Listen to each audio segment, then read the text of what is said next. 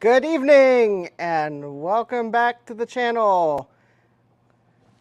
First of all, I'd like to welcome Trina, Steve, Jay, Jack, Chris. Welcome to the stream.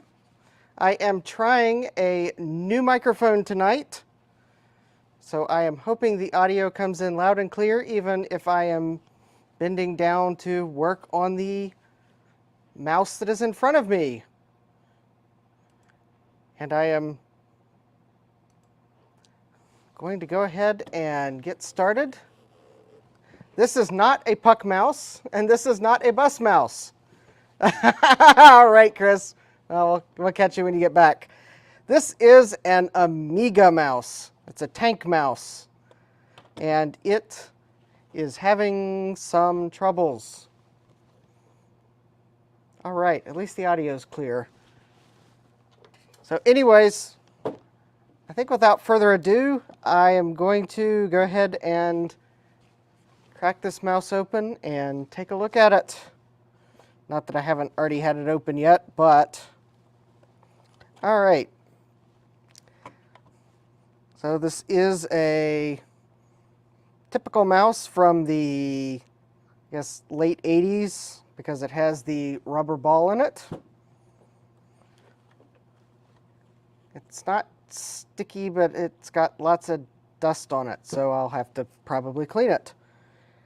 And fortunately, this mouse, I have had it open, so I do know that it has two screws holding it closed. I think the reason I had it open will become apparent shortly.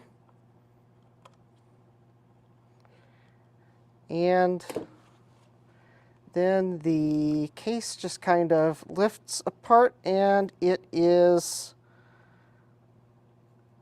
clipped on this other side. If I can see if I can very carefully separate the two sides.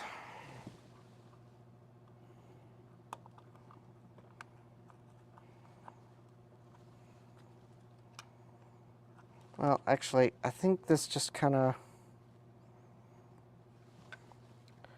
see here. Oh yeah, there we go. You kind of have to lift it, very carefully lift it up far enough to disengage the clips. And the first thing that, let's see if I can zoom in just a little bit. So the first thing that is painfully obvious is that there is crud on the rollers. And then another thing that is obvious is that, well, there is dust and dirt and lint and possibly spiders have been in here. And then the other reason, the reason why I had it open is because I wanted to see if there were any capacitors in it. So there is one right here. All right, hi VHS, welcome. So I believe what we need to do to get the mouse, the circuit board out of the mouse, is I carefully take this board, this screw out here, and let's see, this screw out here.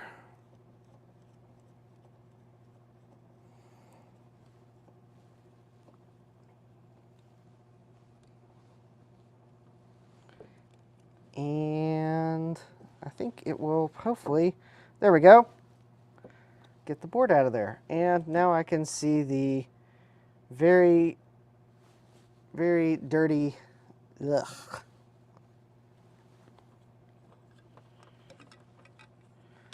Oh, and of course, those buttons are heat sealed in there. All right, yeah.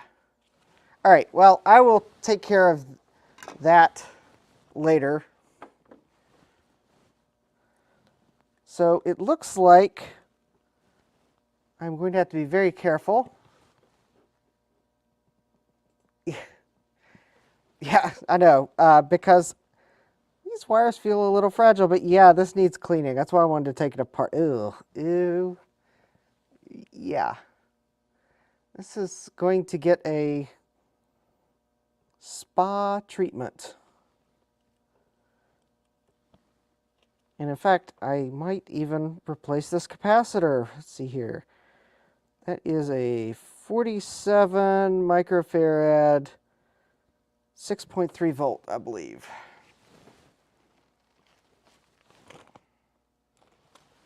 Let's see here. Are these them? What would be the chances I'd find the value I'm looking for first try, or second? Nope. Are the buttons good on this mouse? I have no idea. Because I could not move the mouse over anything to click on anything. I don't know if the buttons work. But if I can figure out which pins the buttons are on the mouse, well, I guess I can check them with a multimeter. I hope they're fine. Otherwise, well, this will be a two-parter repair. All right, all right.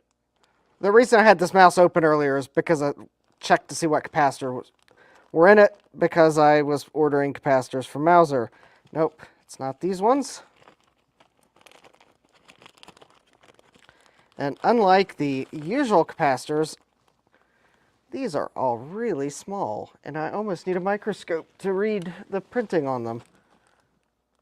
Of course, the last one I check is probably going to be the one I'm looking for. Nope, there we go. There they are. Yep, okay. I'm pretty sure these are them. So I ordered some...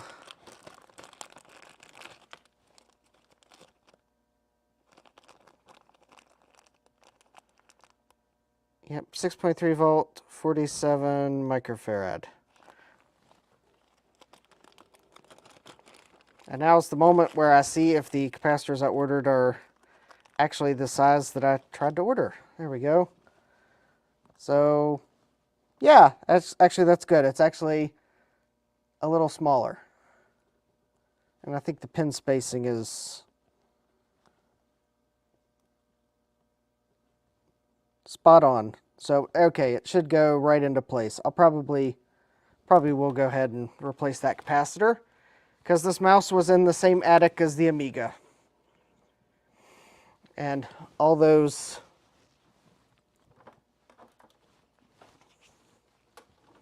capacitors looked pretty baked, so I'm sure those are no different. All right, so let's see if I can't get the multimeter to... Well, the multimeter will cooperate, but let me see if I can get the program to cooperate so that I can show things on screen.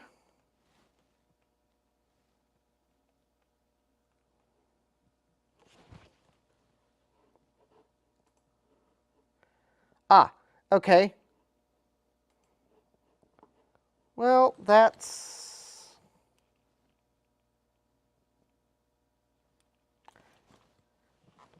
So I've got this, I don't know if anybody out there saw the video by Fixed Until Broken.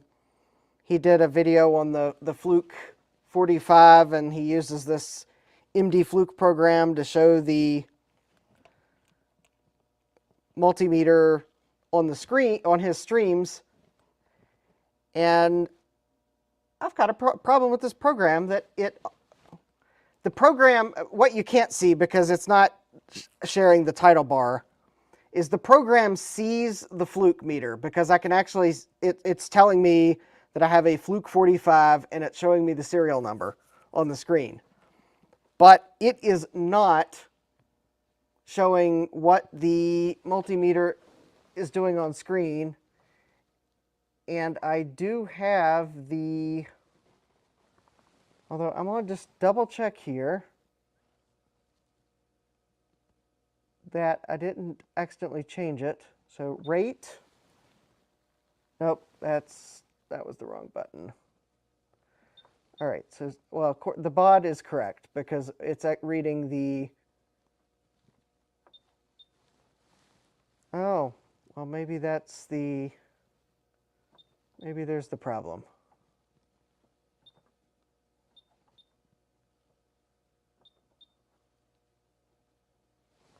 One, two...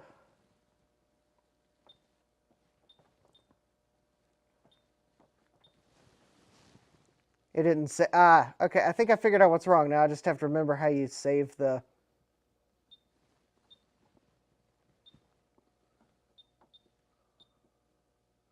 There we go. That's the problem. All right, technical difficulties have been solved. All right, so let me now hit the relative button. Whoops. Okay, there we go. Apparently the multimeter didn't save the printout rate. So all right. I thought I checked that last time I tried using it, and, well, maybe that was on a Monday or something. All right, so, but that is good to know, VHS, and actually, all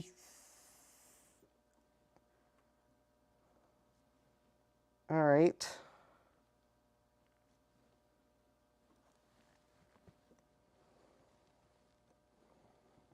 So let's see here.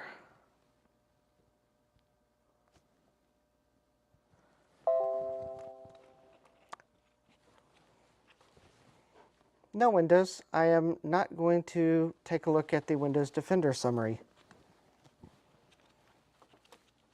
Not that you're going to listen to me. You'll probably give me more pop-ups. And of course, NVIDIA wants to install the latest drivers too, because why not? Okay, so this button here...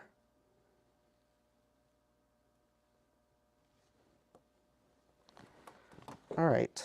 You know, this is weird. This button... Looking at this circuit board... Oh, okay. I see how it's wired now.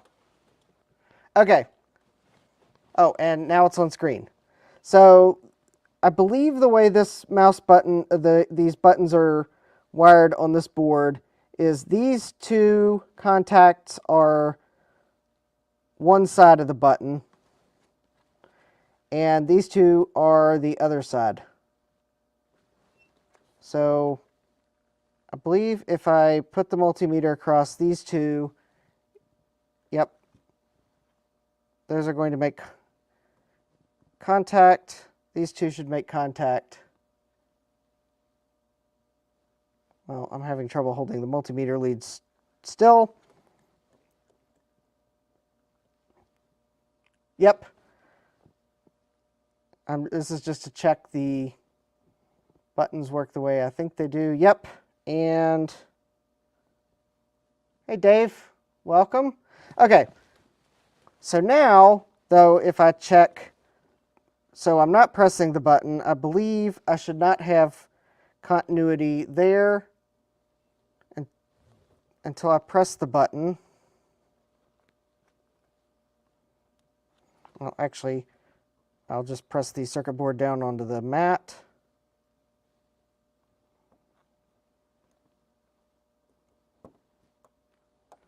Okay, so the button should be pressed. Well, I thought it would. Well,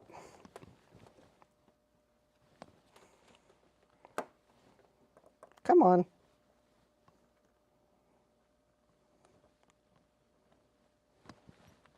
There we go. Well,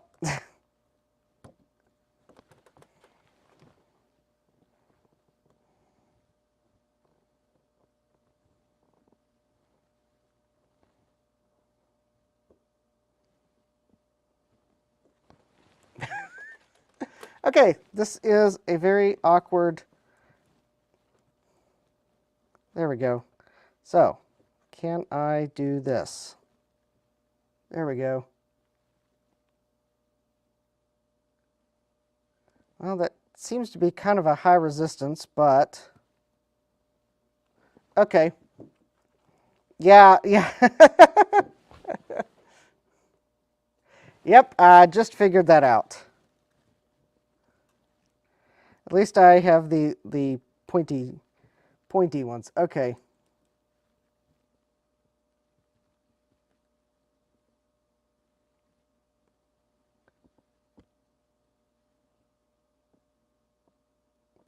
Well, that resistance does seem just a bit high, but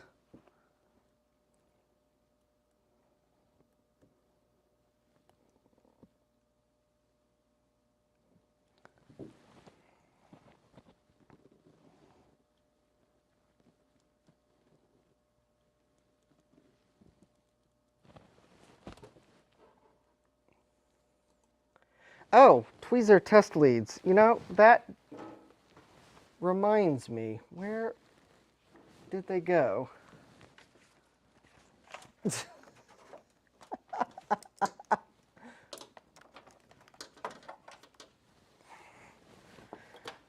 Actually, I'm not sure that the... Oh. Yeah, I have some tweezer test leads too. They're almost not wide enough, but... Okay, so those buttons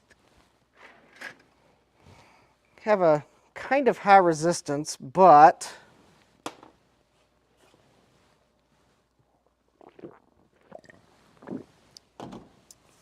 And don't worry, that's just water. If I drank coffee this late at night, I would... Yeah.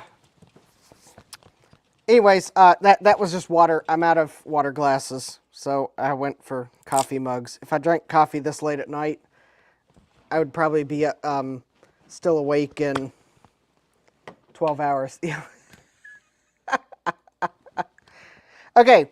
Now, VHS, I think I remember your comment on a previous stream or somewhere where you mentioned that the red contact cleaner that you could get at the auto parts store worked just as well as the deoxit, and I'm hoping this is what you were telling me to get, because this is what Advance Auto had. It does say it's safe for plastics. So I am going to probably make a huge mess, but I thought I would at least try to see if I could get any contact cleaner to go between the button and into the mechanism. Ah! Oh.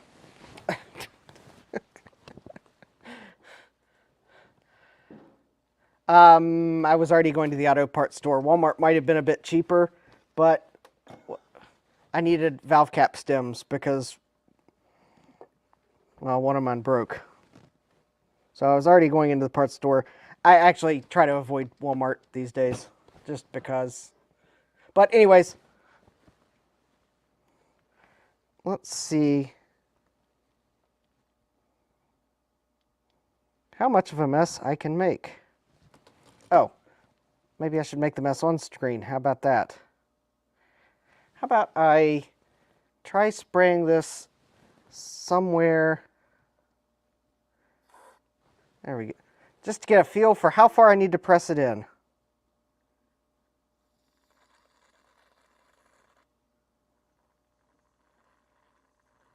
There we go.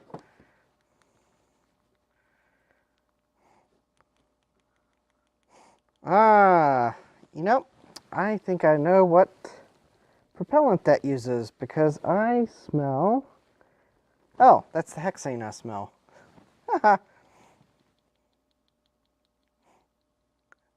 I knew it was one of those. I was about to say it smelled like butane, but I see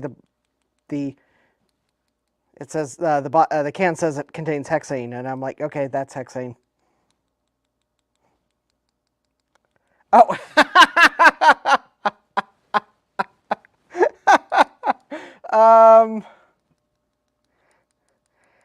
Actually, isn't Walmart the a big employer down where you are? That actually shouldn't surprise me. Yes, that would be a good reason to shop at Walmart. Very good reason, yes.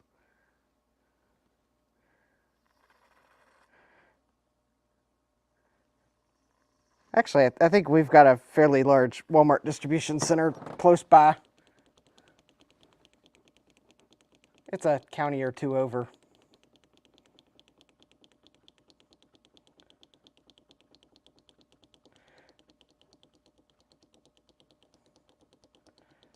It's actually amazing how big those distribution centers are.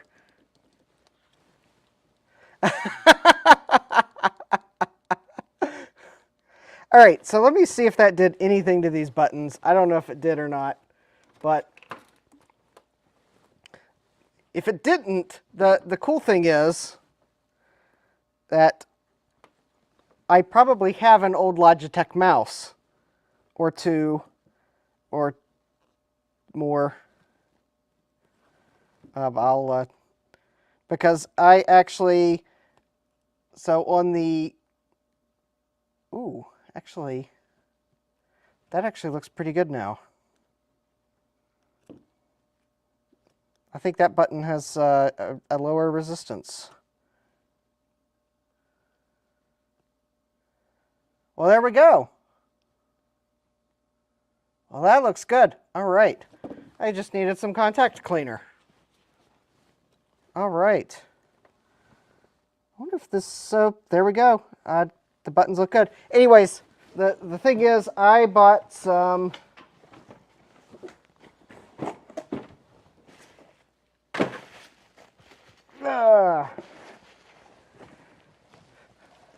oh wait, where's my address? Oh, that's right. I've opened the box upside down. Yeah, I bought a box of so so if I do ever need to repair a mouse, I have a box of computer mice here that I got off the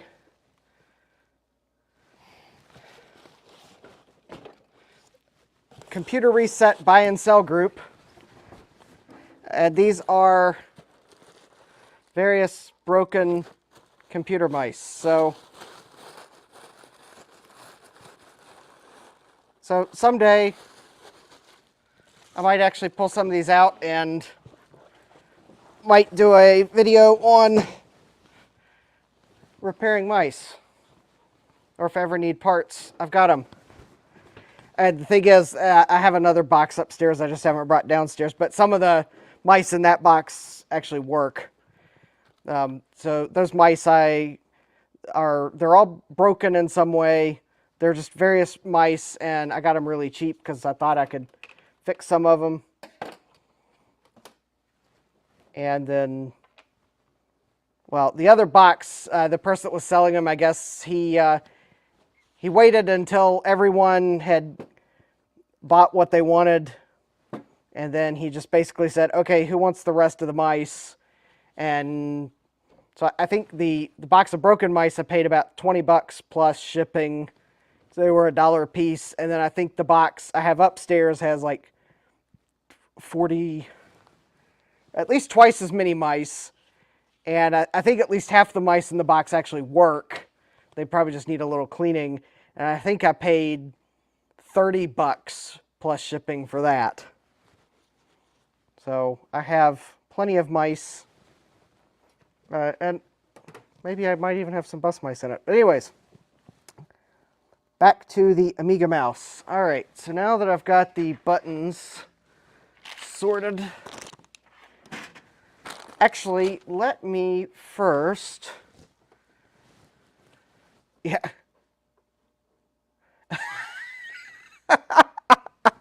Yes, I suspect the person I got the mice from is not the only person to have mice by the gross load. Because someone might have even got a pallet of, I was about to say mice by the pallet loads, but Someone might have got a pallet of mice from Computer Reset, but yeah, oh no, that accessory's not responding. Oh, that means I'm going to have to walk around the table. Oh, yeah. And hi, Adam. All right. I was about to say I was going to just go ahead and remove that capacitor and replace it really quick. But all right, good night, Trina. My smart switch is not responding to Wi-Fi, but luckily I can just reach it and there we go. Now I can turn my rework stuff on. So I figure I'll go ahead and replace that capacitor. Yeah. And then I will start cleaning the board and the rollers and whatnot with some isopropyl alcohol. But since I'll probably have to put some flux, I figure I might as well go and replace this capacitor. All right, so it does look, let's zoom back in. So luckily the polarity is marked. And it's going to be, should be these two pins right here. Should be that capacitor. No. Is that right? Actually, let me double check.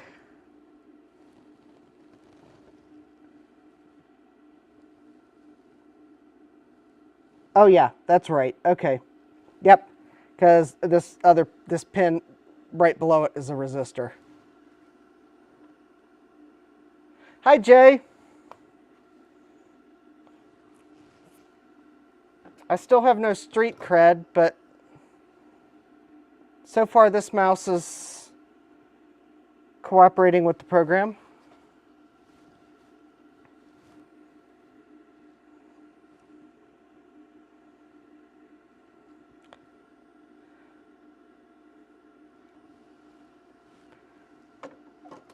I'll just say that if a puck mouse happened to jump in a box that showed up on my porch, I would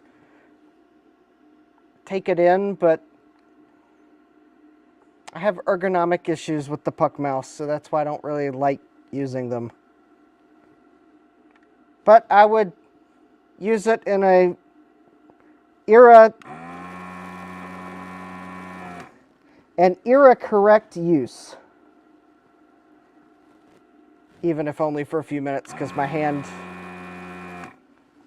can't, yeah.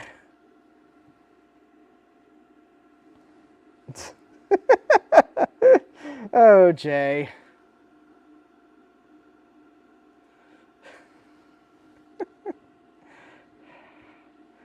Well, maybe it's my hand that's should be to blame. All right, so there we go. Got that capacitor off. Have no idea if it's good or bad. Actually, I could find my little meter here. Hold on. Nope. Where did I put the meter? Oh, that's right. I put the meter in the most inconvenient spot, of course.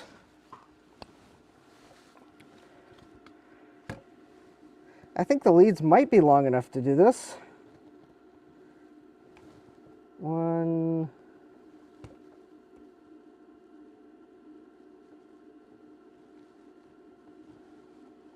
Let's see here.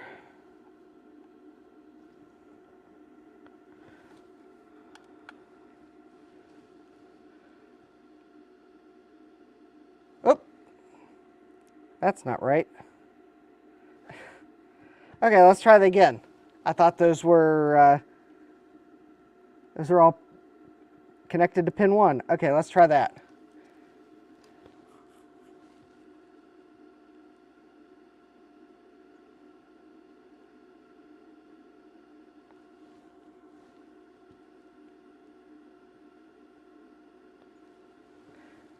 ESR 1.9 ohms, 52.42 microfarad. Well, maybe that capacitor actually is still good, because it's 47 microfarad, probably 20%, so 20% is going to be about 9, almost 10 ohms, so 50, yeah, that probably was a good capacitor.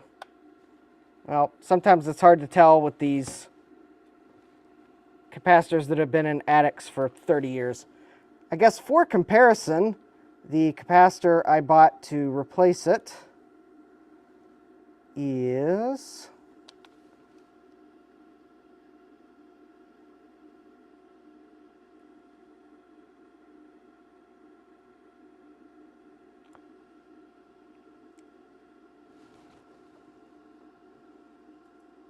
actually a little higher in resistance.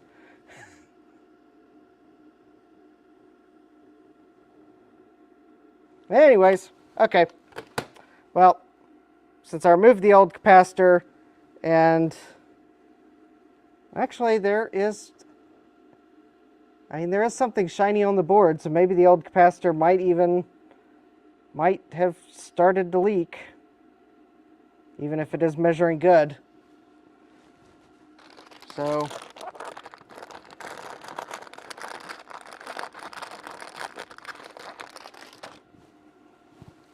all right, I'm going to just remove whatever that clear gunk is underneath the capacitor.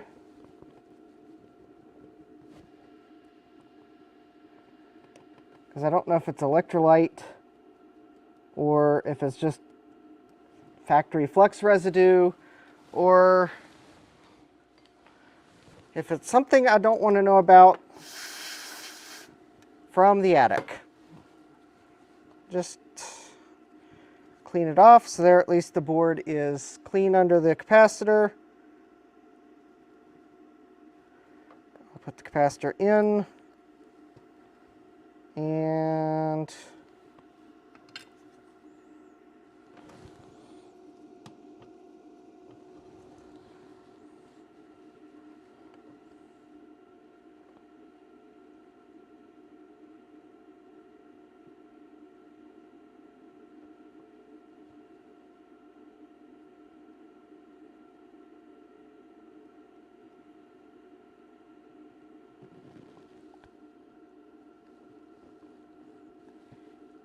I'm just going to create solder balls, apparently. All right, so so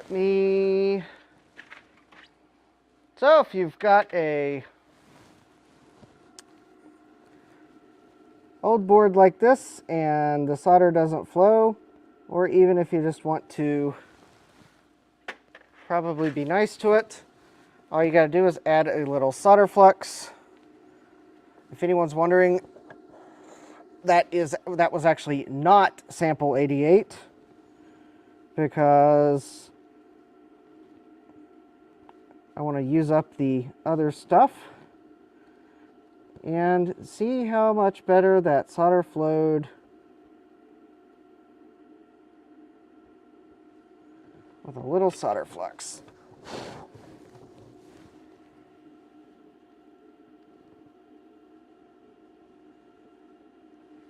And there we go. One capacitor replaced.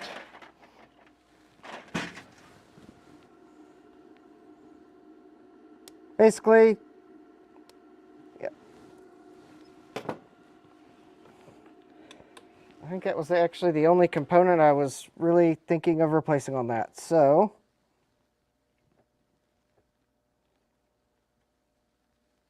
I guess now I will, let me scrub the circuit board. Let me see, where's my...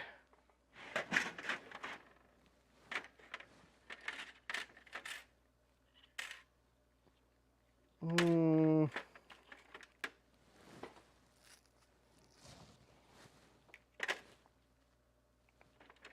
right. Pick my cleaning toothbrushes. So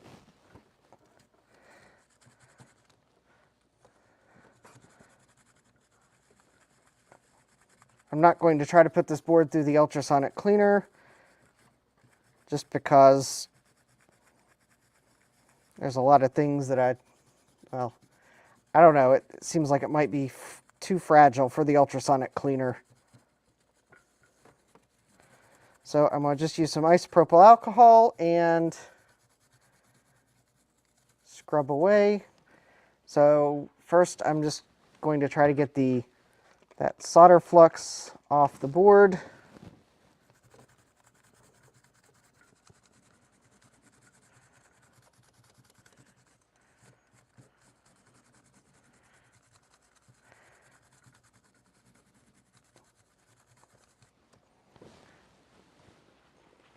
And just go take a paper towel and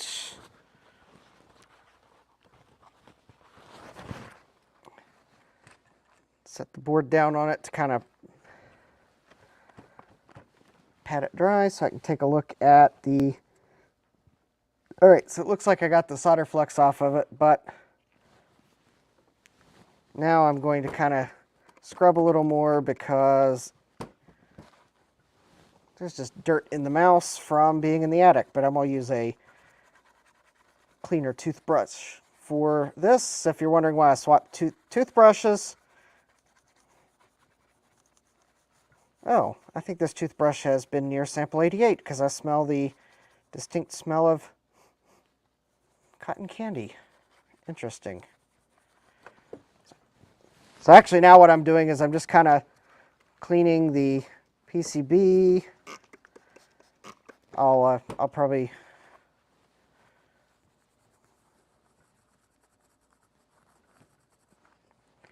just because there's dirt and grime and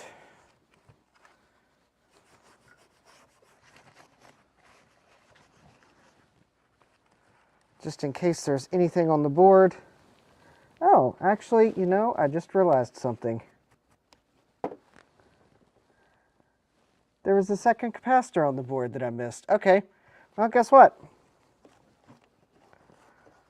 I can replace 2 capacitors just as easily as 1. Ha ha ha. All right. I believe...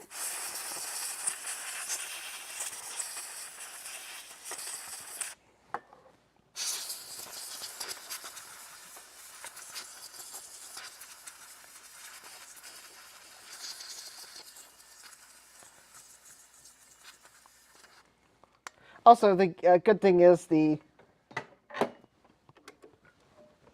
crud that's on the rollers from where I sprayed this with isopropyl alcohol is actually already starting to come off. So, yay.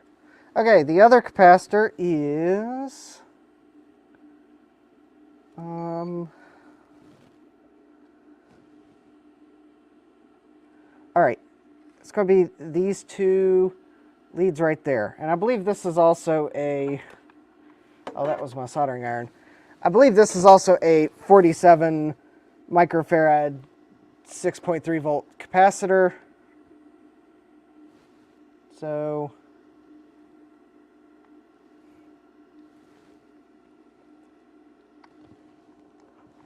just as soon as the desoldering gun heats up, I will also measure this capacitor, the old capacitor, for posterity.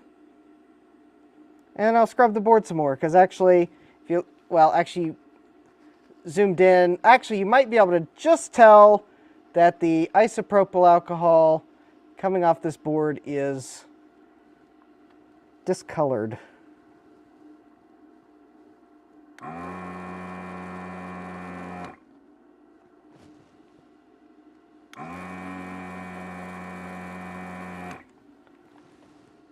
All right. So this other capacitor should now be loose. Yep. Came right out. And it is a, yep, same value. And looking at the board, well, actually, where I started to scrub the board, I don't know if it had shininess under it, but This capacitor is, so it's labeled the same.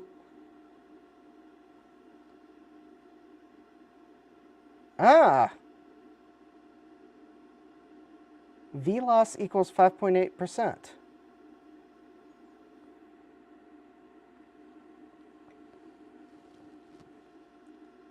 I would say that capacitor might actually have been starting to fail.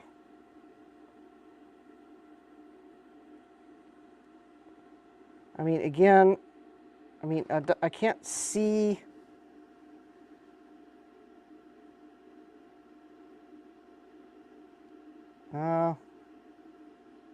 I'm not sure if that shininess is just the light reflecting or what. Here's the other one. Actually, wow. On the plastic, not the wrappers, is going to shine because it's kind of shiny. All right. So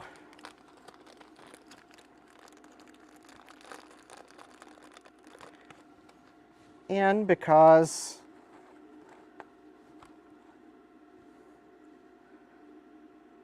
it's always fun to push the button and see the green backlit display.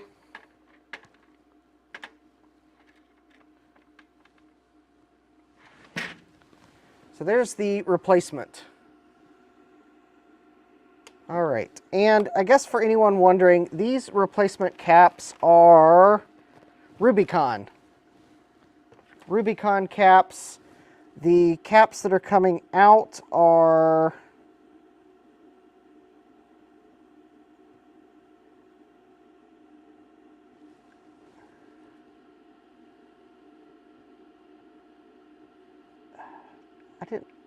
that looks like a Mitsubishi logo, but I didn't know Mitsubishi made capacitors. But maybe they did a while ago, because that sure looks like a Mitsubishi logo. Of course, now I'm going to put the cap under the microscope. Well, first of all, I'm going to I'll change the microscope view so you can see, because I'm just curious. But first, let me get the capacitor actually in the field of view. There we go. And let me focus. I know sometimes people are interested in things like this. All right, so.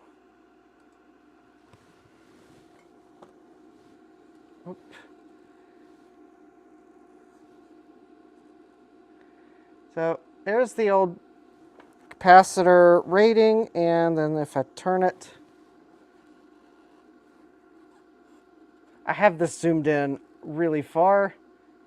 Actually, maybe that's not a Mitsubishi logo, but there's the old capacitor. Whoop.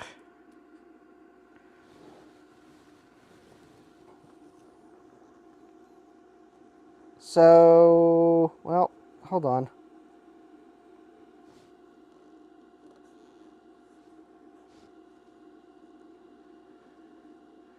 It's got a 56J, and then it's a... Oh, there. That's maybe not a Mitsubishi logo, but that's what the old one was.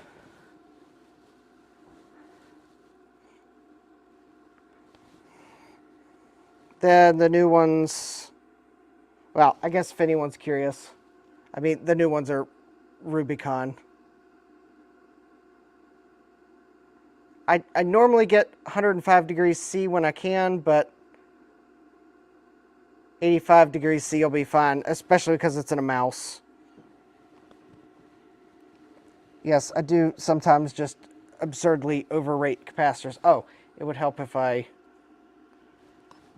go back to the view. So I'm just going to clean the board around here just to make sure there was no electrolyte. And then I'm going to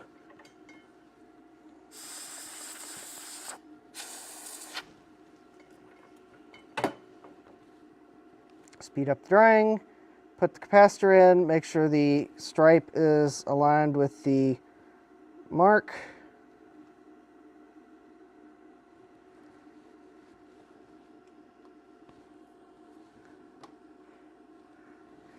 And apply some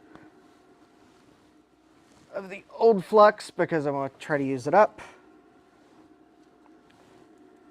It is also just a little bit easier to clean off the board. Sample 88 comes off quite nicely with an ultrasonic cleaner.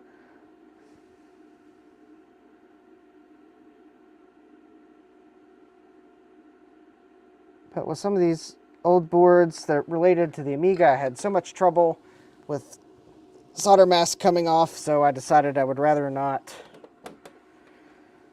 subject any more of the Amiga related boards to the ultrasonic cleaner, although this is a mouse was made by Mitsumi, I believe. Oh yeah, there it is. It's right there. So maybe this circuit board is actually just a little bit better.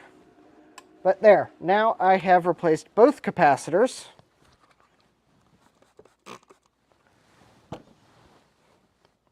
Why? Mainly because the mouse was stored in the attic along with the computer. The computer's capacitors looked very baked.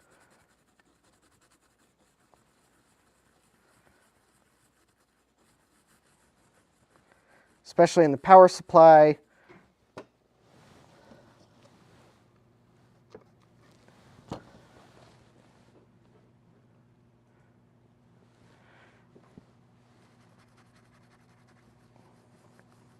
Yes, I'm going to be very careful when, yeah, that would be one good reason.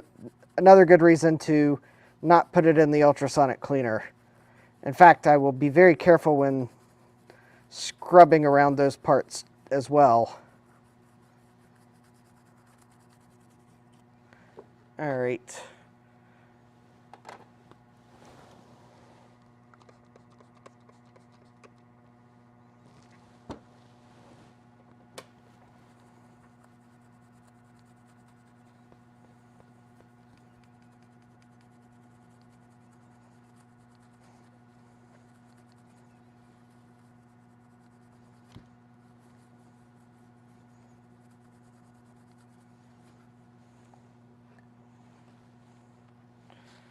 Okay, so the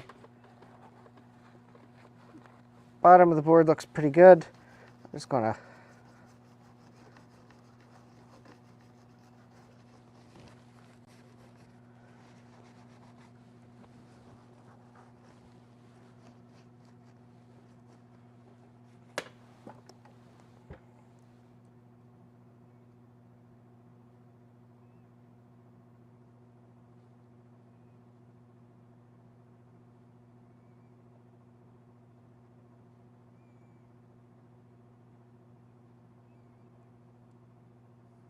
oh.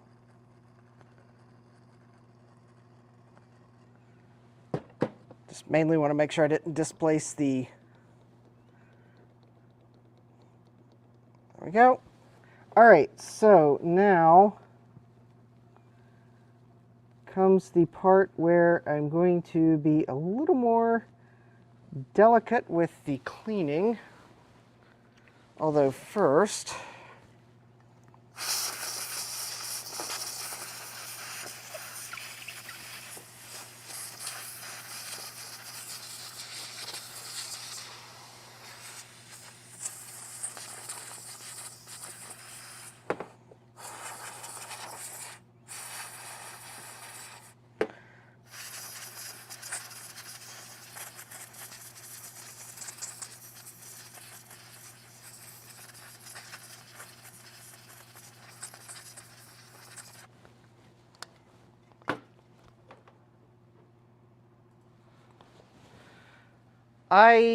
I did check on the laser upgrade for the Amiga mouse, and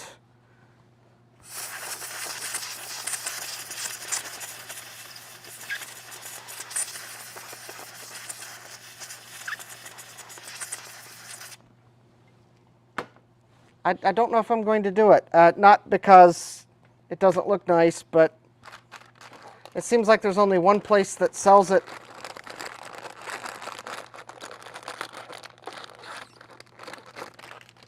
pre-made and with the lens, and I don't, well, I'm not sure how you 3D print the lens for the mouse and it work right. The one place that sold it, I think, is in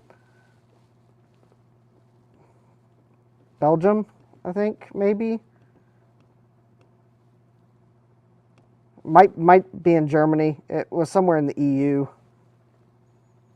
because it was priced in euros.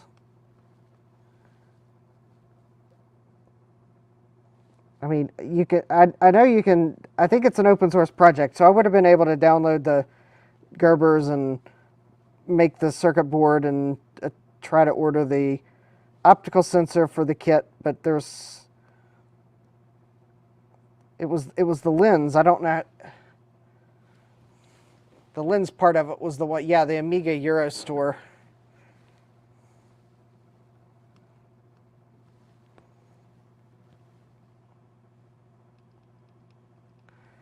So actually, the dirt and grime on this roller wheel, as you can probably see, is just coming right off with some isopropyl alcohol.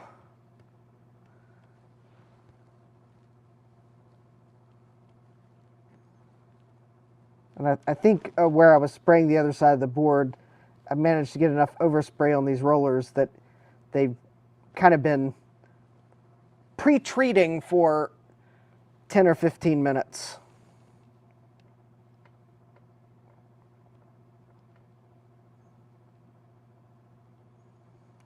The other thing about the Amiga mouse kit, oh, that might have been the other reason why. The lens is factory. Okay. It was hard to tell in the picture. Maybe the lens comes with the laser sensor, and I just couldn't tell because it was hard to tell in the picture. The other problem that I think I ran into, the Amiga 1000 mouse, I need to confirm that there's not something different about it, because it seems like every time I run across one of those really cool kits like that, the compatible Amigas, it seems to always exclude the Amiga 1000. Just like almost always the cool kits like that, the Amiga 1000 is not on the list. And I want to say that the Amiga 1000's mouse might be slightly different, but I don't know.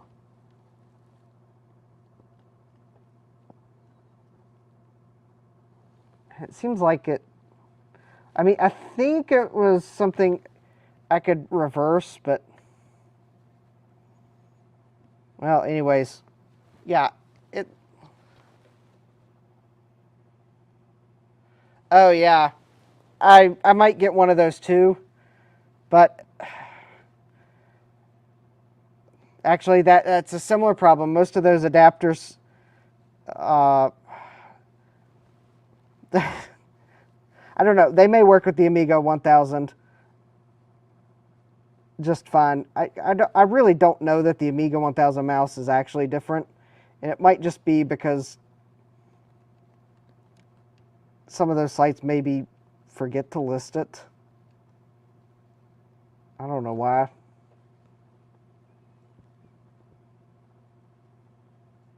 But yeah, I thought about getting one of those adapters if I can't fix this. That was actually something I had considered, is maybe, yeah, maybe because the Amiga 1000 is not as common and so they weren't able to test it, then they don't claim compatibility because they didn't have one to test it. But yeah, it might work. It was kind of one of those I didn't really want to pay international shipping to find out it didn't work.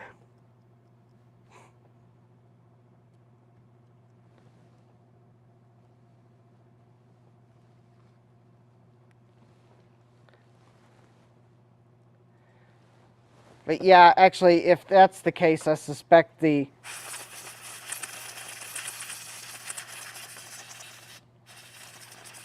I'm actually suspecting the two mice were very similar internally. Maybe, I'm wondering if maybe Atari had their mouse made by Mitsumi as well.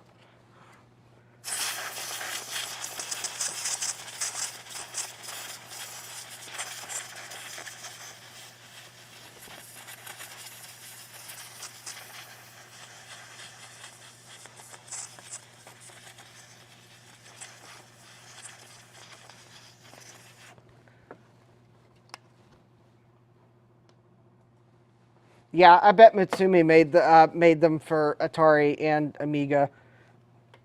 Because I believe the mice probably work very similarly, although the pinout's probably different. Considering the Atari ST mouse goes in the Atari's joystick port. And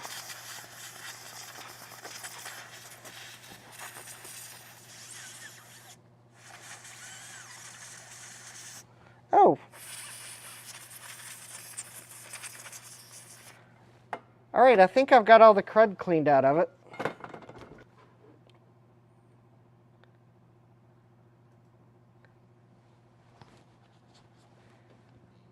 Actually, I think my Amiga floppy drive was made by Panasonic. But yeah, I know Mitsumi made... Oh, same pinout, even the wire color. Oh, okay. I bet the pinout difference is on the this end, the connector to the computer. Yeah, I bet. Yeah, it's probably a Mitsumi. Anyways, there we go. That is a... Well, actually, I'm not quite... All right, I'm going to do a little more cleaning on the bottom because...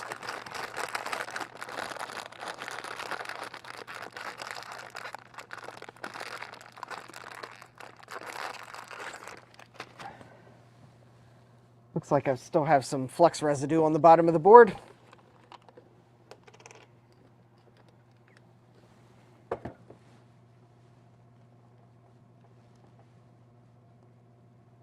All right, it may just be dirt that transferred. All right, let's...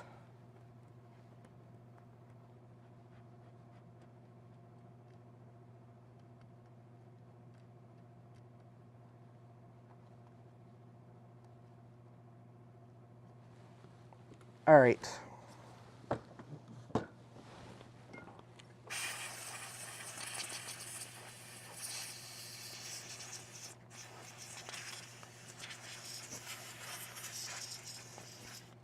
Oh, and I see there's another roller that...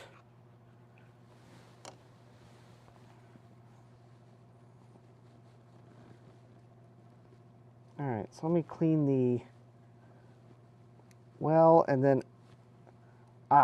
this roller here, I think it just helps the ball roll, but it has crud on it too, so let me clean that off.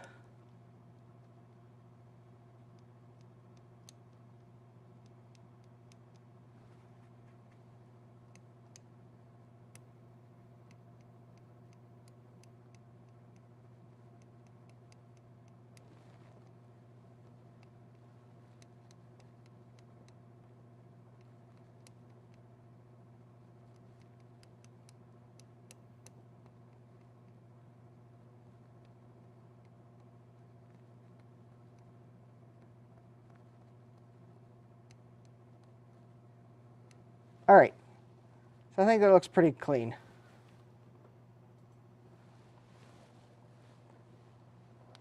Okay, yeah. All right.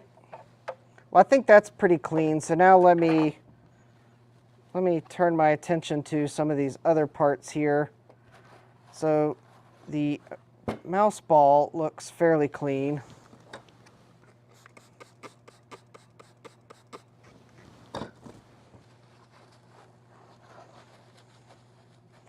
Had some dust and dirt on it.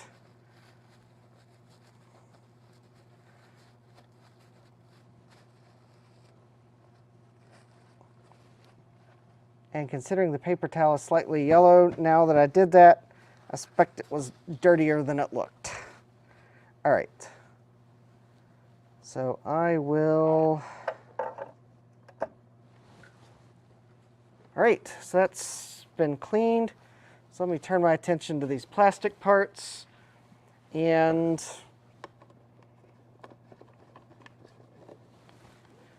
for this, I am going to use some generic ammonia-free glass cleaner.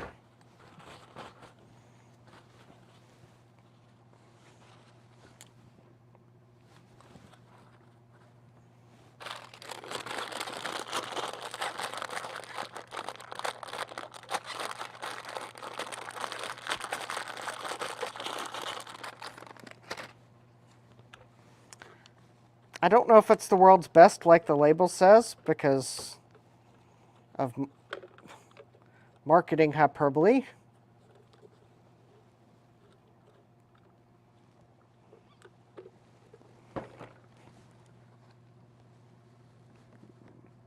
But it does have a pleasant glass cleaner-like smell.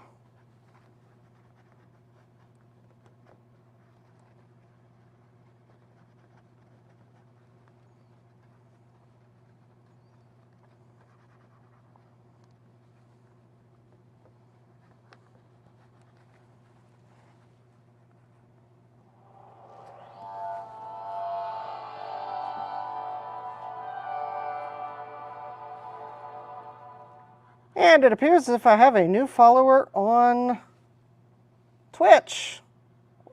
Wow. Welcome. Yeah, wash it in the sink. Yeah, I didn't catch the username. I was actually... Didn't even realize I had those alerts on still.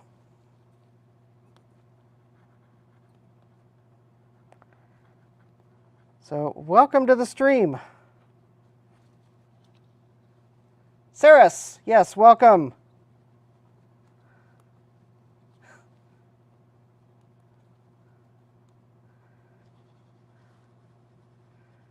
Yeah, I should probably just go take this upstairs to the sink and wash it. There is no sink down here. In fact, I should probably just take all 3 of these mice pieces to the sink and wash them.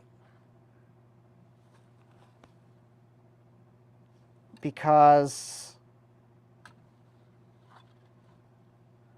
otherwise I'm going to be spending a lot of time scrubbing when I could just drop them in the sink and give them... all right, well, Saris, you have stumbled upon I am trying to clean this mouse. It's a mouse for an Amiga 1000.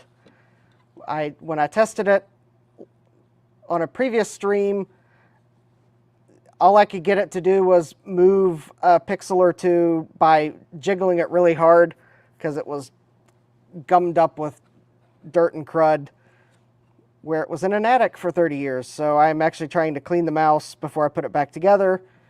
And I realized that I need to just go upstairs and drop this in the sink real quick and give it a slight clean with some dish soap and then bring it back downstairs. Unfortunately, I do not have a camera upstairs. I do not have a sink down here either, so I am going to have to put you all on hold while I go give this a quick scrub in the sink. I am going to do myself a favor and take a toothbrush upstairs with me. I will be...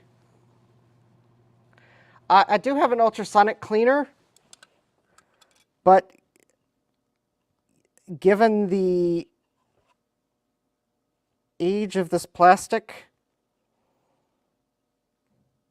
I'm just going to try a gentler approach first. But I do have an ultrasonic cleaner. The other thing is the ultrasonic cleaner, the formula in it is currently for cleaning PCBs.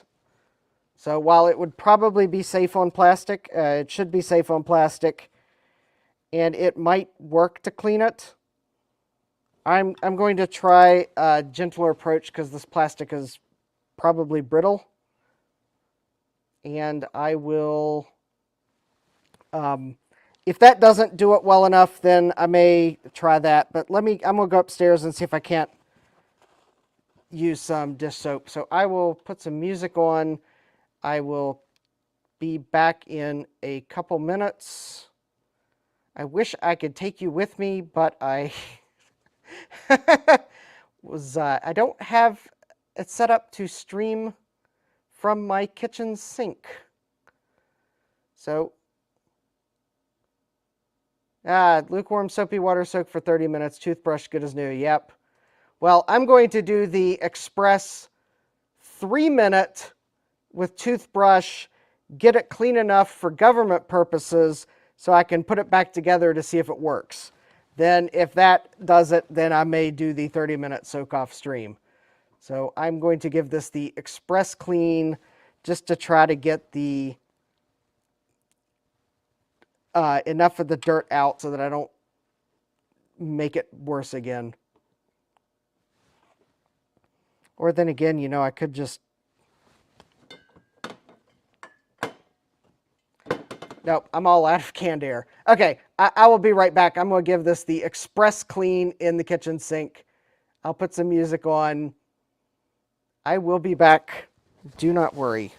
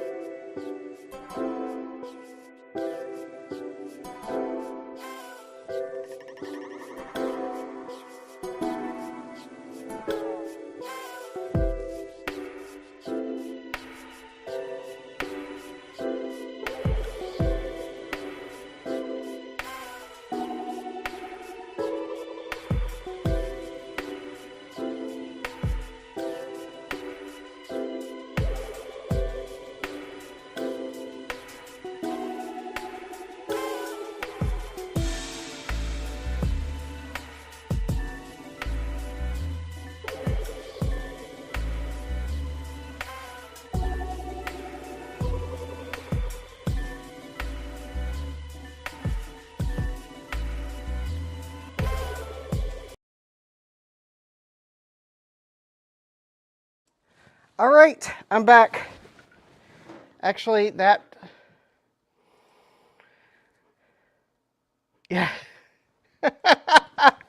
Yes, thank you, Thomas. So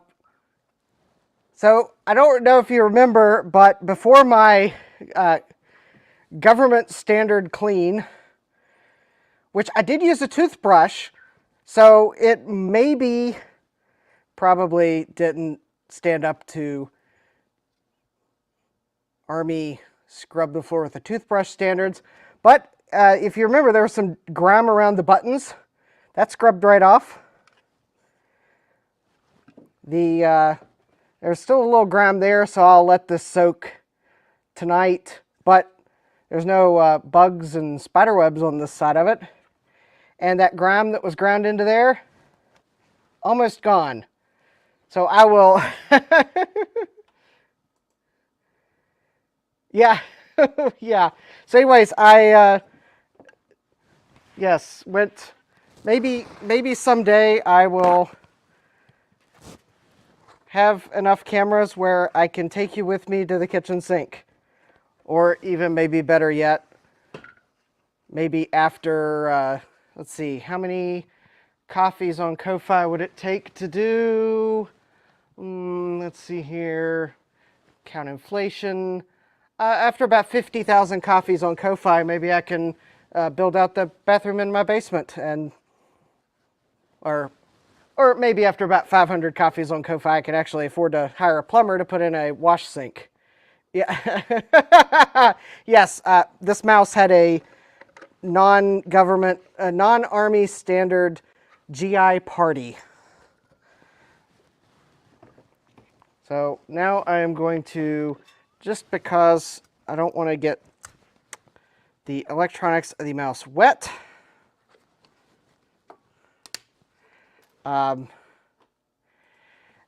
yeah, this mouse really wants to be retro-brighted.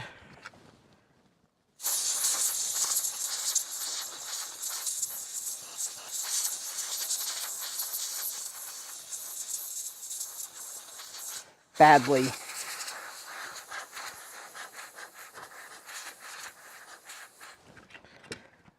I'm just trying to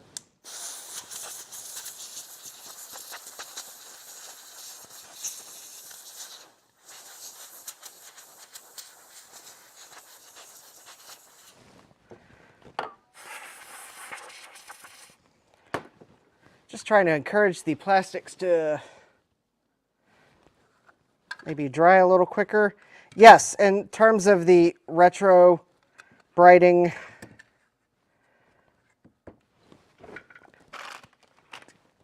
I will show you exactly why I am going to retro bright this, probably because I got to get my Amiga main board. Let me see, where's that plastic piece? Yeah, I hid one of the plastic pieces because it looked so bad. I didn't want to look at it. Oh, there it is. Yeah. Okay, if you think the mouse is bad, I'm actually trying to come up with a scale of yellowing for vintage computers.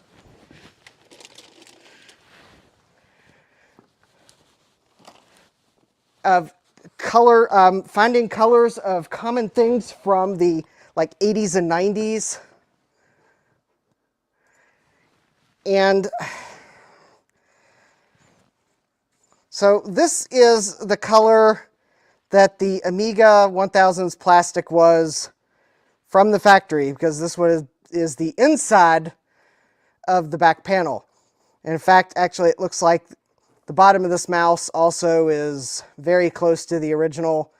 I was actually going more for like one was a like your, I don't know, fine china, or maybe, I don't know.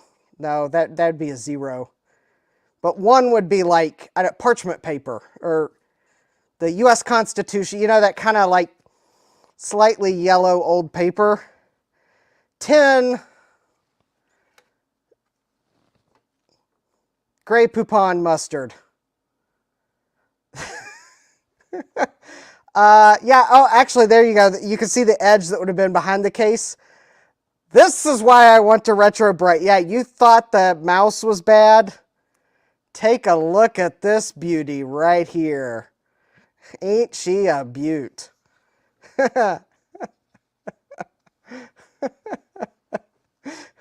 Yeah, and you thought the mouse was yellow.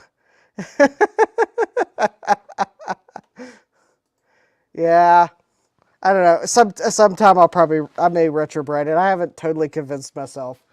But yeah, the back panel's like, and really it's, if it was the same shade, it would maybe be a little better, but you can actually tell where, I believe the person that had this computer, I can actually see that they had the keyboard plugged in, a parallel, something plugged into the parallel port. They had an external floppy drive, it looks like. They had, I know they had a modem plugged into the serial port because I've got the modem. It looks like they might have had audio cables, and they definitely had a monitor plugged into the RGB port.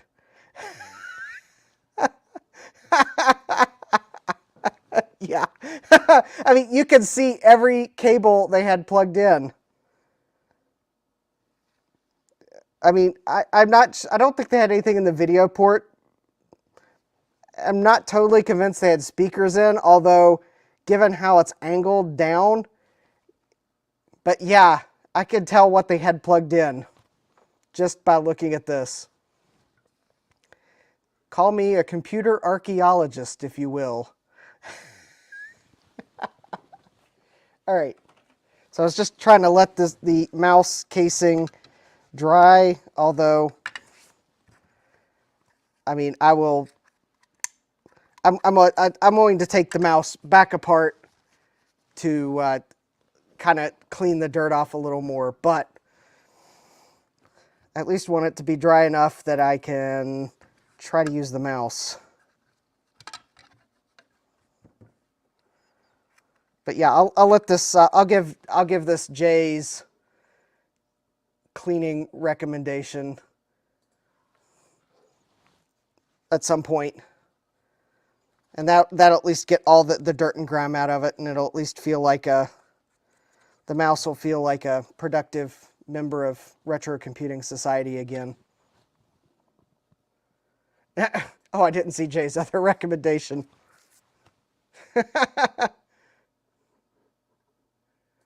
So anyways, all right, let's put this mouse back together. At least long enough to give it a try. It's dry enough.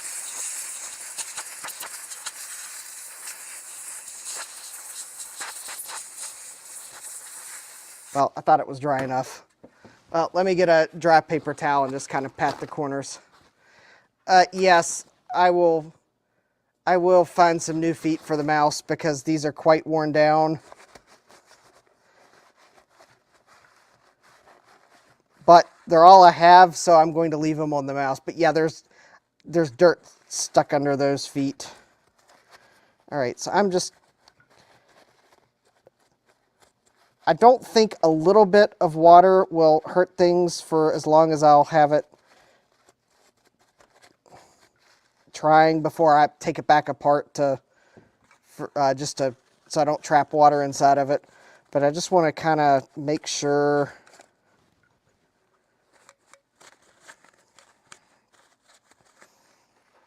Just want to make sure it's dry enough.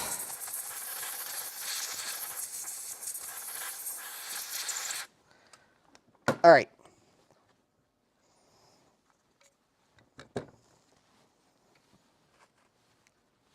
So let's take set that aside. So put the main board.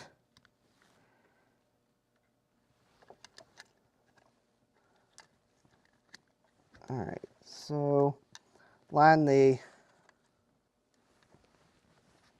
screws up. I'm just going to screw these in far enough that it'll stay together. Well, actually, these I'll screw all the way in because they'll flex. So when you're putting these screws that are tapping screws into plastic, you always want to turn it backwards until you feel the screw drop into the existing threads. And then you can screw it in normally.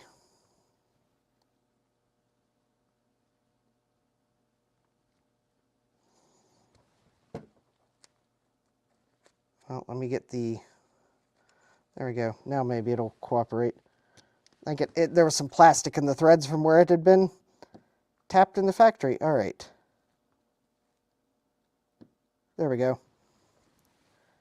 You'll feel it kind of drop in, and I'm just going to not tighten it too tight.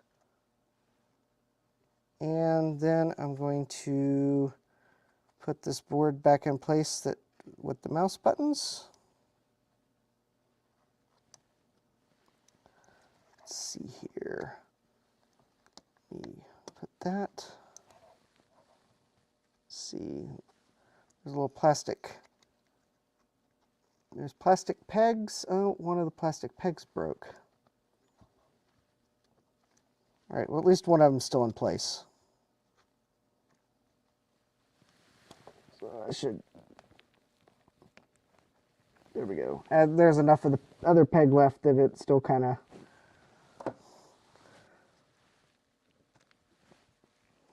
it'll be fine.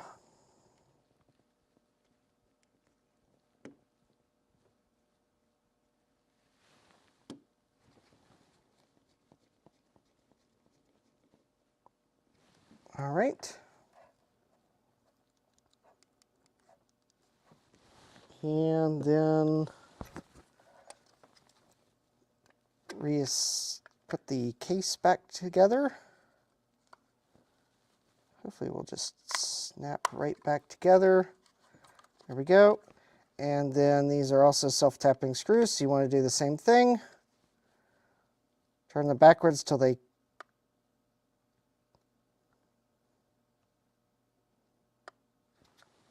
in fact, you might have heard the little click. And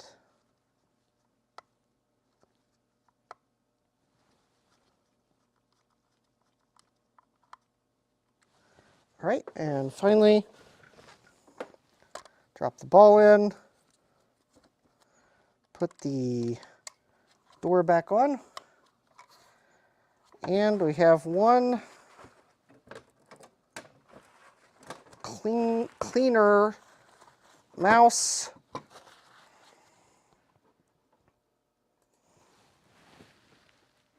And all right.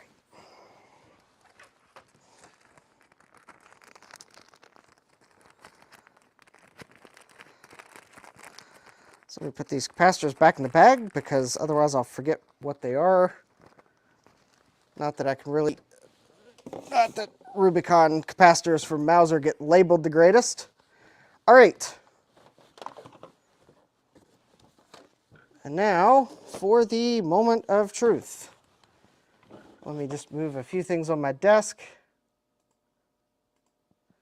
The magic mouse pad. I do not have the magic mouse pad. Something tells me this mouse is probably not going to like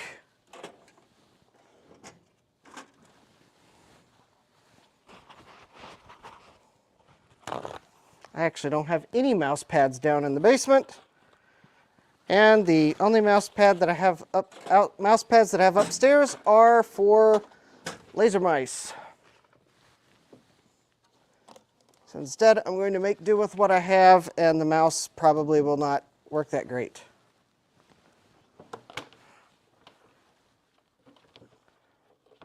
All right.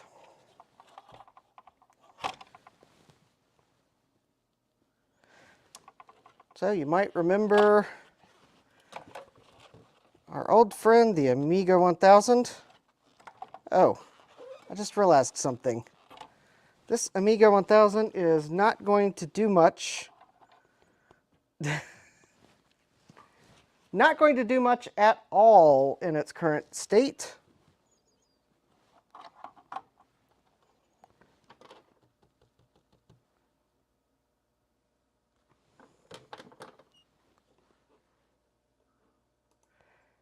Yep.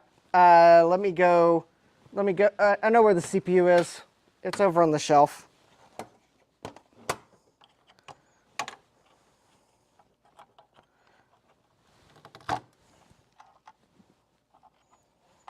Let's see here.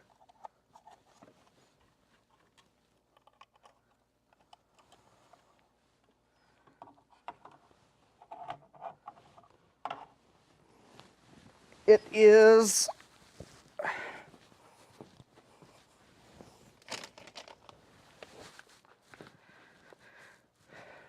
All right, I think.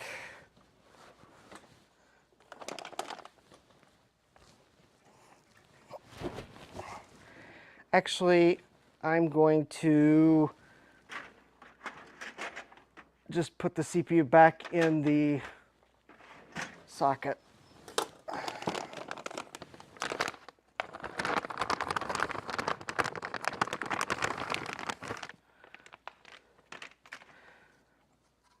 Well, actually, yeah, it's currently in my DKB Insider board. And, well, I guess it's 6 of one, half dozen of the other. I'll just put the DKB Insider board on, but I'm not going to connect the two leads, so the memory will definitely not work on it. But if you didn't see my last stream, well, spoiler alert, the memory didn't work even with the two leads connected. So, well, actually, you know, I don't like the way this board fits, so I am going to actually pull the CPU off the board.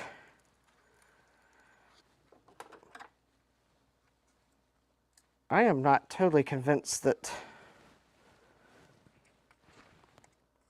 there isn't another, whoop.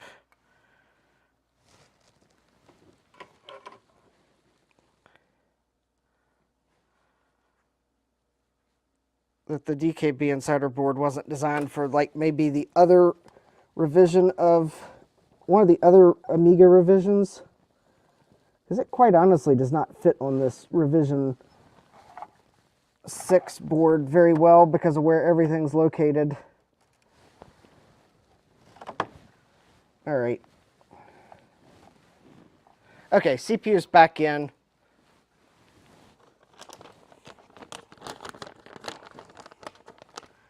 I'm actually highly inclined to get one of the Parseos, assuming you can still get them. Just plugs into a sidecar on the Amiga 1000 bus, gives you 8 megabytes of RAM.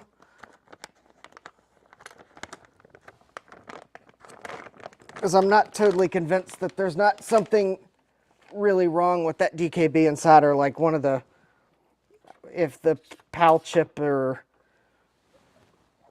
I'm thinking the PAL chip might have a problem, or the memory controller that's on it, both of which are, I think the PAL controller would probably be replaceable if the logic's known, and I don't know if it is. Okay, I'm gonna have to raise this up by some means. Let's see here. If I've got a box or something I can set this on. Oh, here we go.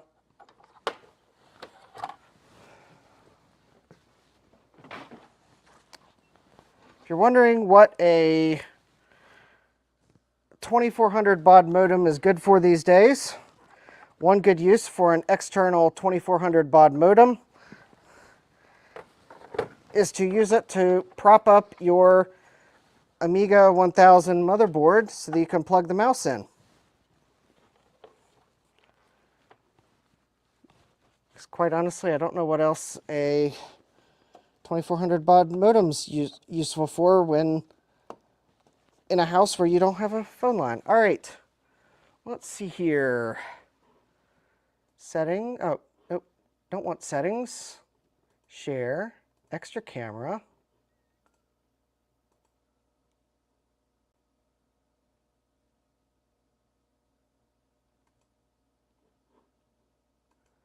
I think that's the right camera.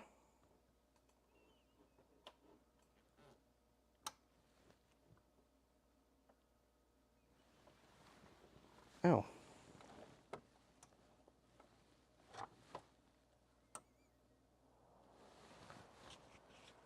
And there we go. That is the right input.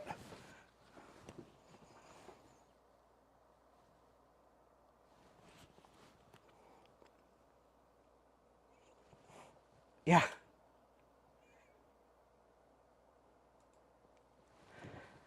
Well, Thomas, this is the original CPU that came with this Amiga. So it actually is a Motorola part. I would agree. Fancy paperweight would be another useful thing for a 2400 baud modem. It could house a CD-ROM drive. I believe it is just wide enough. I don't have a tape measure.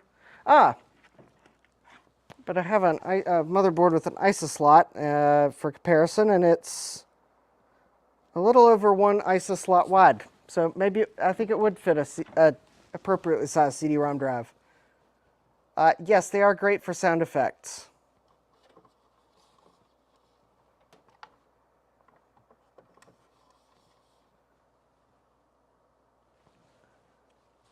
All right, well, let's see if it'll boot. It should boot. In the meantime, I noticed that the mouse is not moving.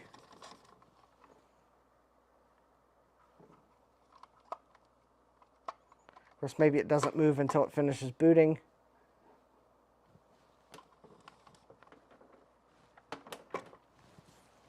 Also, I'm not exactly sure which of the two ports it needs to go in. All right, so let me try this paper.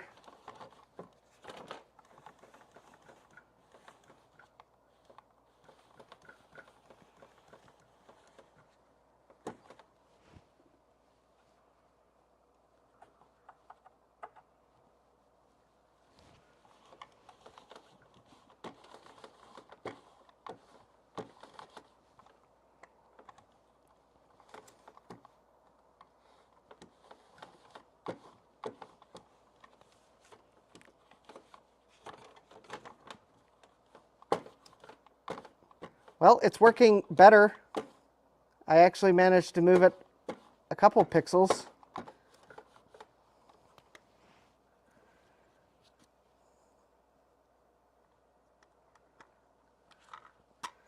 right, well, let me try directly manipulating the inner roller.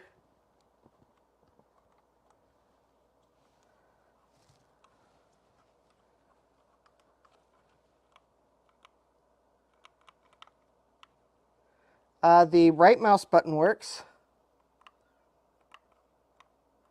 I can't tell if the left mouse button works. Hold the mouse and spin the ball.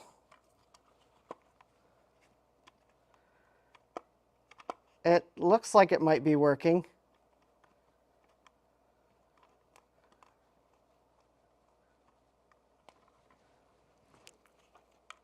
Unfortunately,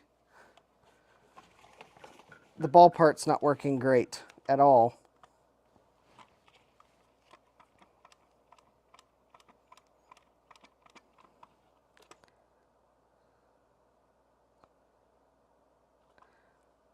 All right, I think it's time for time to open the, let me just take the top of the mouse off and see if I can see what is going on with the internals, as it's not moving that great. May have to.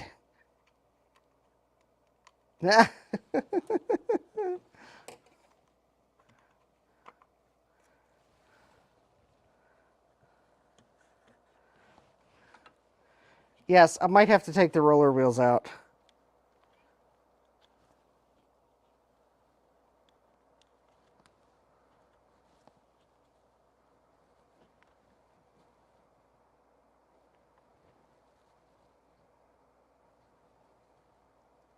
I'm actually not even sure the...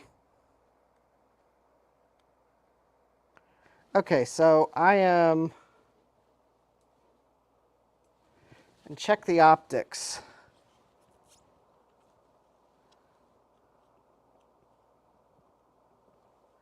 So I have the mouse off.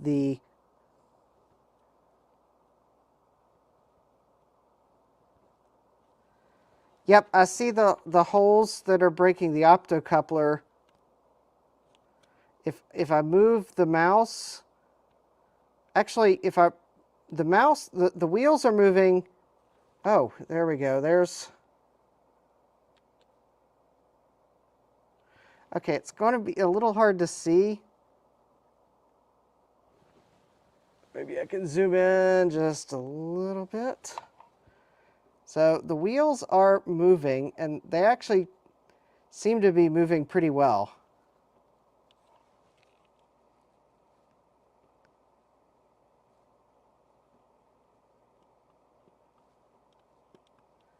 So I bet take the mouse ball out. All right, mouse ball's out.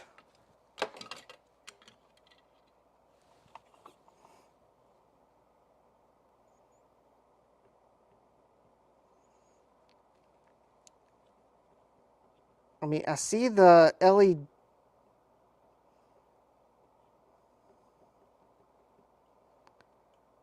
Wait a minute. Is there a mirror or something?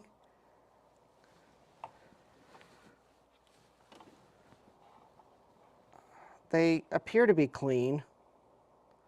I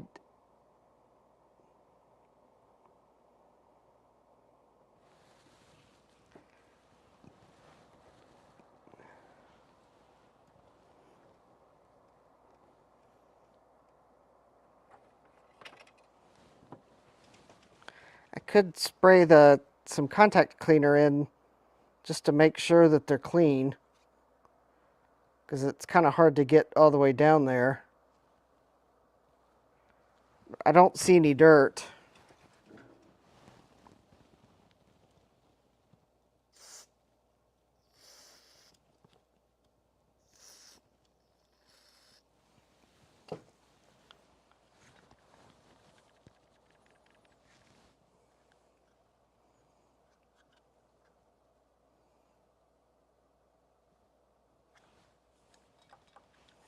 Okay. So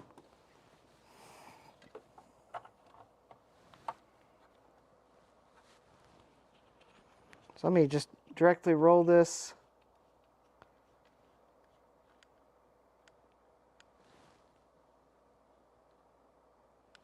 So I can, I am,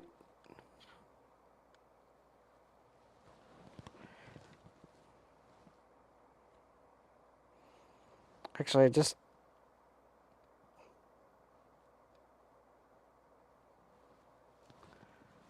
all right, let me,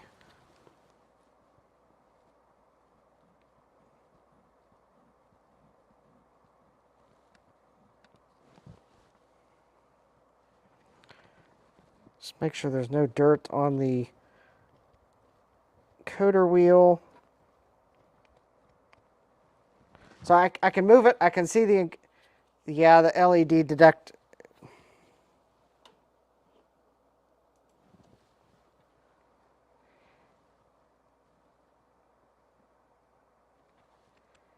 Yeah, it might need to be replaced. I don't have the parts to do that.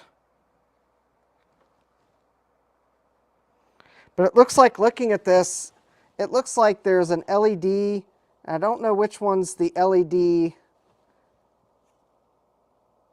and which one's the detector, because I suspect these probably work infrared. But I don't know. I don't see an LED, but I suspect it's infrared. But it looks like there's a... Does one direction work better?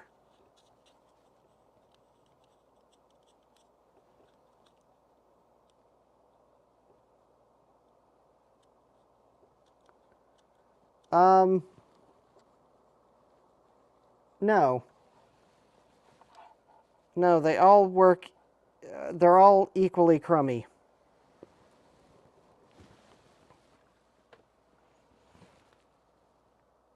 Could there be something wrong with the chip in the mouse?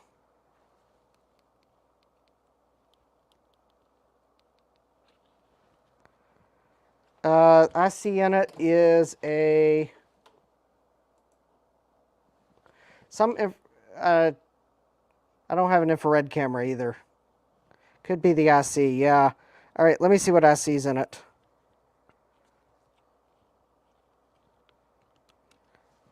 It is a...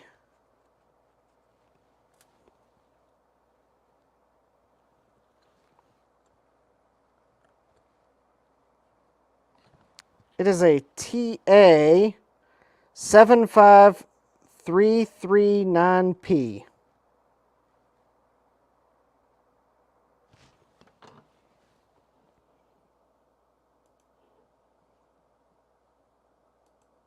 Let me...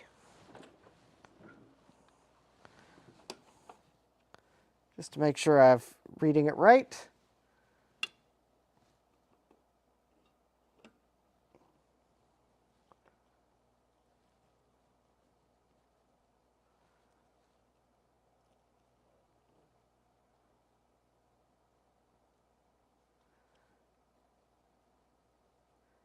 So that's the IC that's in the mouse, a TA 75339P.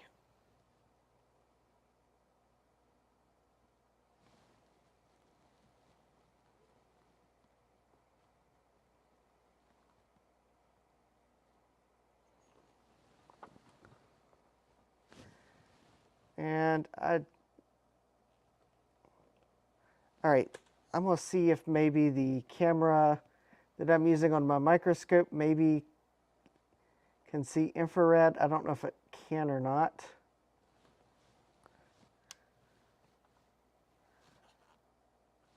Oh, let me at least turn the brightness down on the light.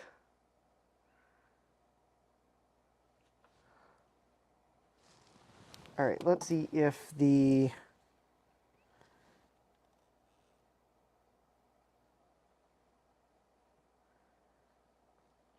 I don't know if it can see infrared. I don't have an infrared camera.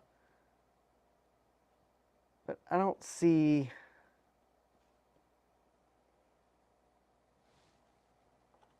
I mean, maybe I have to move the roller. I guess it doesn't need to be in focus if I'm just looking to see if I see infrared on the camera. Let's see here. Hold on, I'm trying to get back into frame. There we go.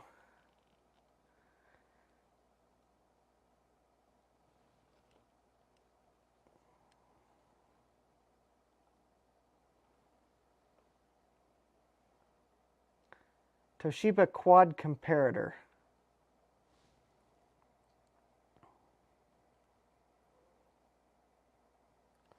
Well,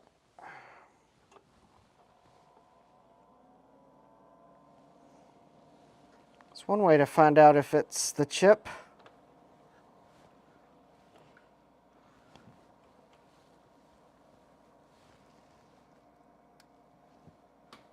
LM339P. I don't think I have an LM339P.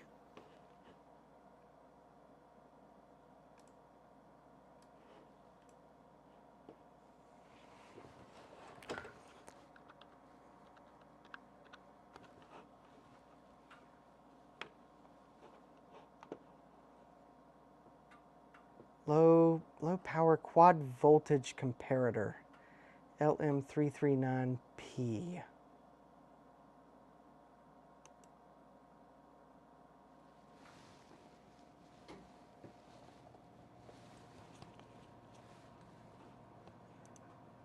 I'm looking at the pinout so that I can put a probe on it.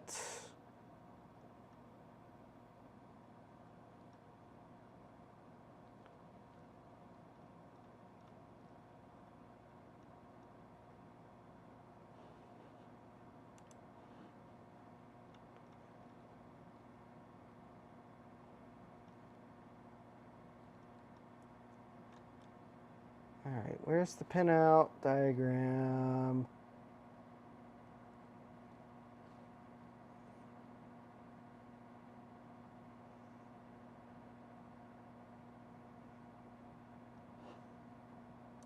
Okay, that data sheet's worthless.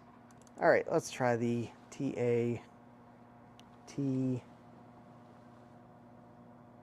A75 TA. Just pulling up a data sheet here. 7539.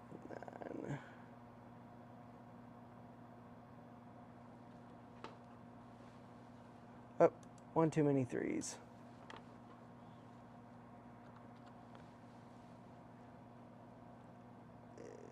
Yep, I'm trying to find a data sheet that actually has the pinout on it.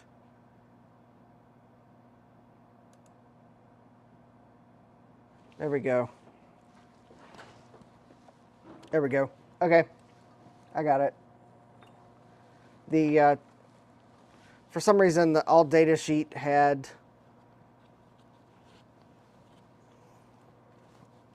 a they had it, but the pinout was missing from the document. I could see where the pinout should have been. There was a chip outline, but no pinout names. Okay, so this should be, so pin 3, I know you can't see what I'm doing, but the Amiga's in the way. All right, let me check this real quick. So I just want to check and make sure I've got voltage to the mouse. So pin 3 is VCC. All right, so I have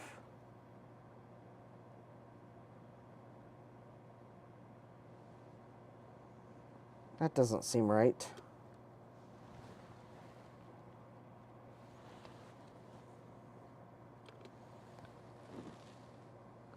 Oh, because I think I had the wrong pin. There we go. There we go. Okay, so I do have 5 volts. Okay, so I've got 5 volts coming to the mouse. And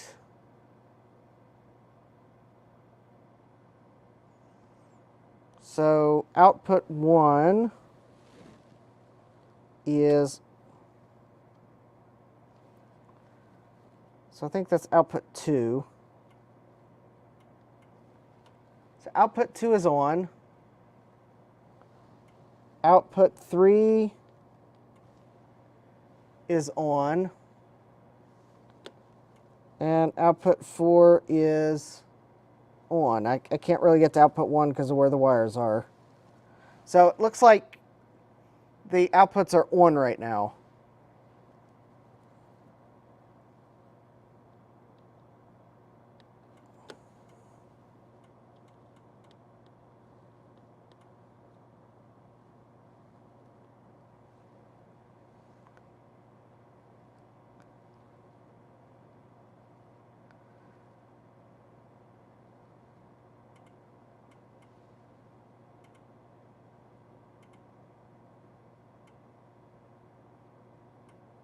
I'm turning one of the wheels, and it looks like I picked the correct wheel, and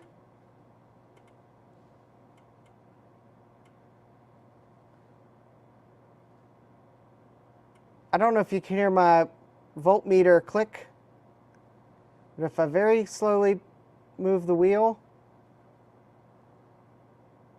I'm actually seeing a Actually, you know, let me try. Let me do something here. This will be a little easier to work with because I can actually clip the. I can clip the multimeter. All right. So let me. All right. As much as you probably want to see the Amiga, let's do this.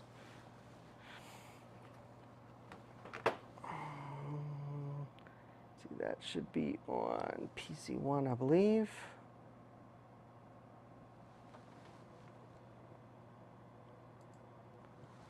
Nope, wrong one. CV1? Nope, that's not it.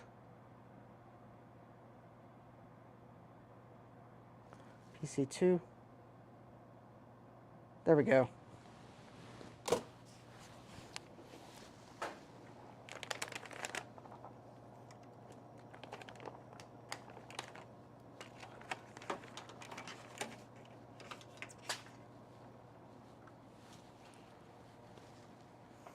All right.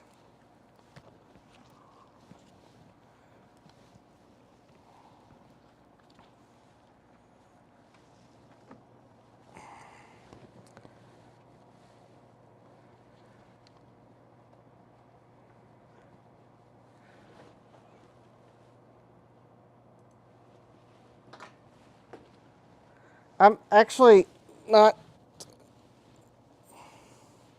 Well, we'll see. I don't. These wires seem to be really fragile. I don't know that I want to. I'm not. Oh wait, is this just a wire connector that I can remove, or is it? No, it's soldered, of course. Okay, so let me.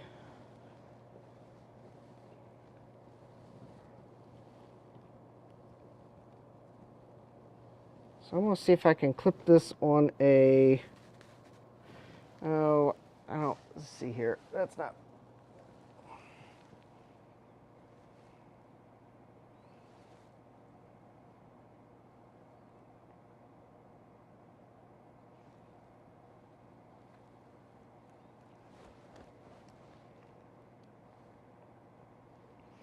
Oh, that doesn't work like that. Okay, that's not going to work.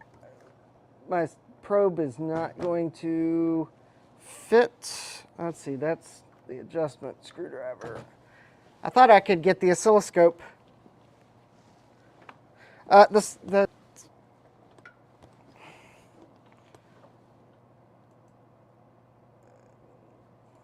should be a post terminal.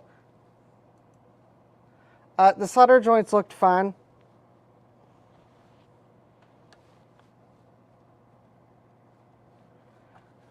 Let me move the Amiga because it's.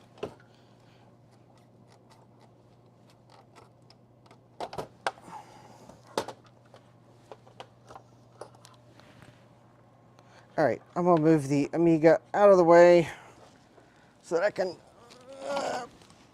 bring the mouse back into view. Unfortunately, I don't think I'm gonna be able to clip the oscilloscope where I want to because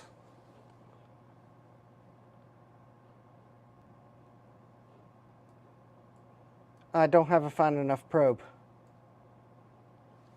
All right. So I've.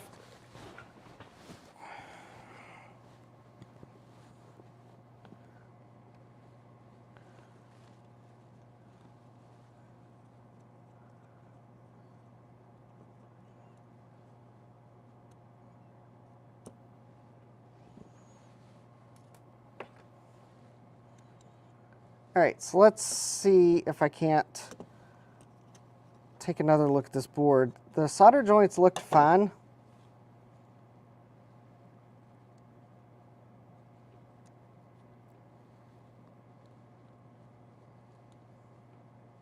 I don't think that terminal's. I do not think the terminal on this mouse is removable.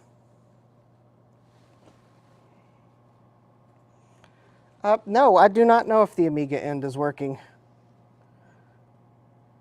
I don't. it is quite possible it's not working. And if that's the case, then I need to probably buy the pair of CIA chips that's on eBay, because I think that's where the joystick's read.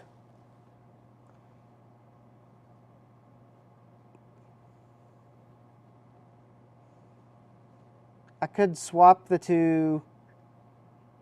I guess I could swap the two CIA chips, but I'm not sure what that'll do. The solder joints honestly look fine.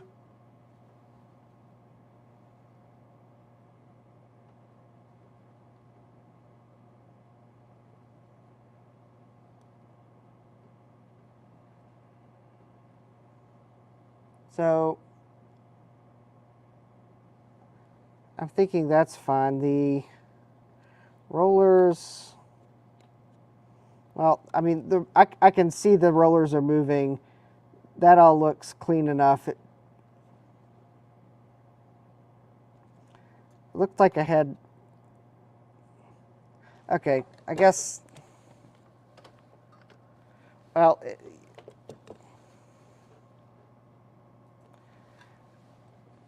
it looks like a connector. It looks like it should come apart, but it is not. It is not coming apart.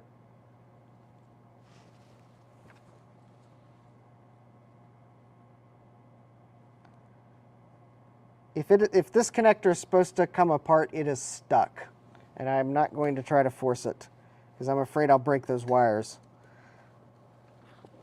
Okay, to your point, Thomas, I do not know that the Amiga end's working. So far, I've been lucky and everything seems to have worked, but I don't have any diagnostic harnesses for the Amiga to be able to even run a diagnostic. So I guess one thing I can do, because quite honestly, I do not know if these, I think these are CIA chips. I don't know.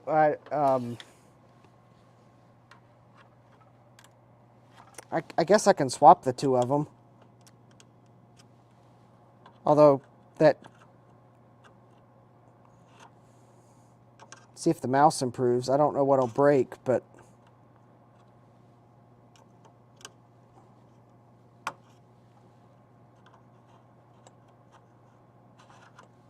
actually,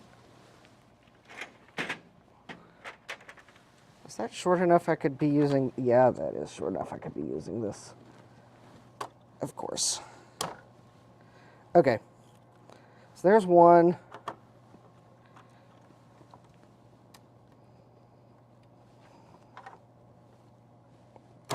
There's the other. And now I'll swap the two because they are the same chip. They are 8502 R2s, manufactured by MOS Technologies.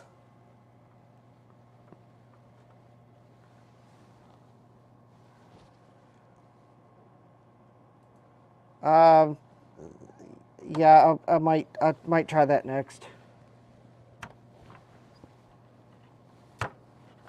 I'll have to find a pin out of the mouse connector. And unfortunately, I don't know what the pinout's supposed to be. Okay, there. I swapped the two CIA chips, so we'll see if that does anything.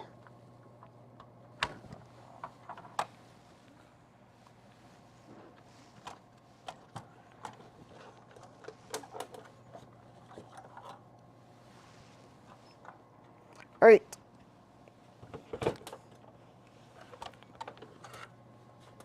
The modem is protesting that it has been turned into a glorified Amiga kickstand, but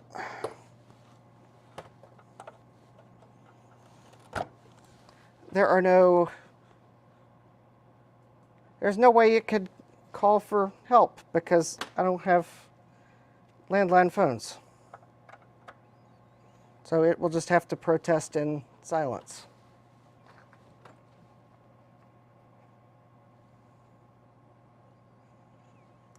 All right, so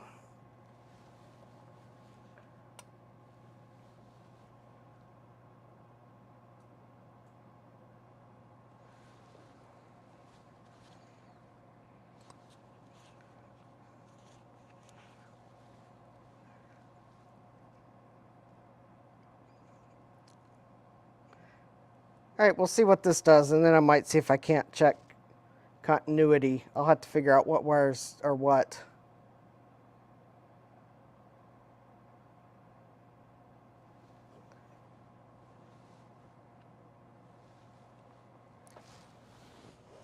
All right, if this actually fixes the mouse, then that means I have a bad CIA chip.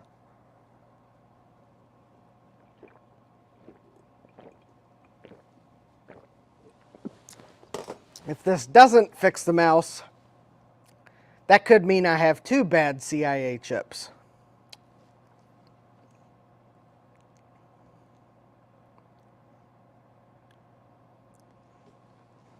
While I wait for that to boot, I am going to go take a quick peek on eBay.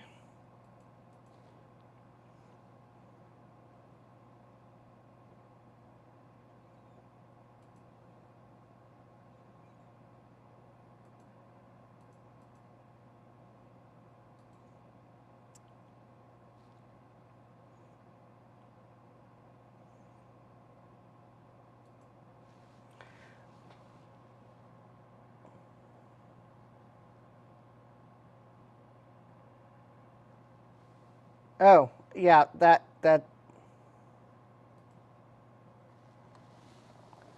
8520.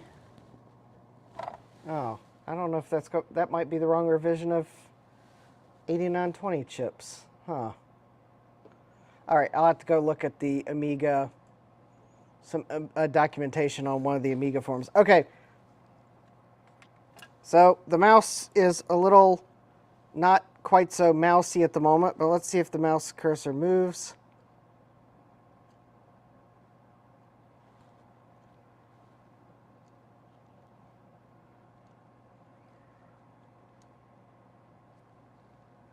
That actually, it's actually working worse.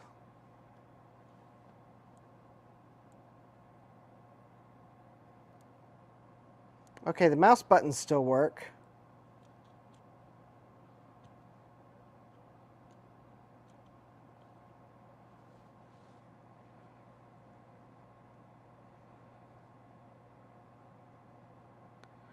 Okay, so the mouse buttons work. The mouse buttons seem to work.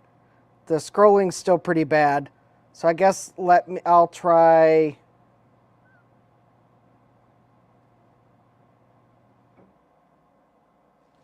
I'll try continuity test. I'm still going to look up the Amiga mouse pinout.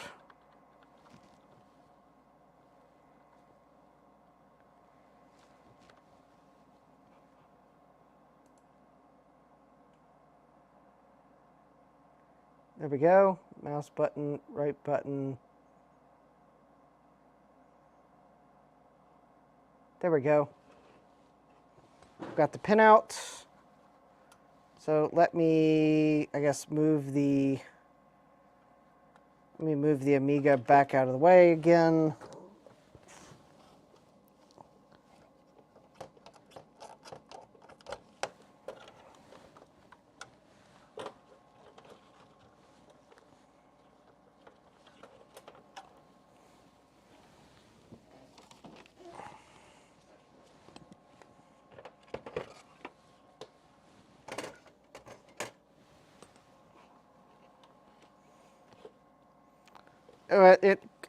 Thomas, it could still be my CIA chips. Although since both seem to do about the same thing, at the moment, I'm going to discount the fact that it seemed to work slightly better on one than the other as a placebo effect.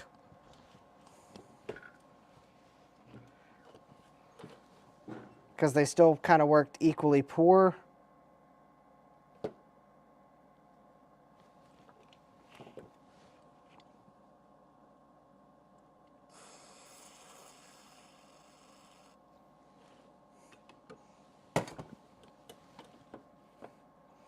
I just sprayed contact cleaner into the DB9 connector because it just dawned on me that maybe that might help it.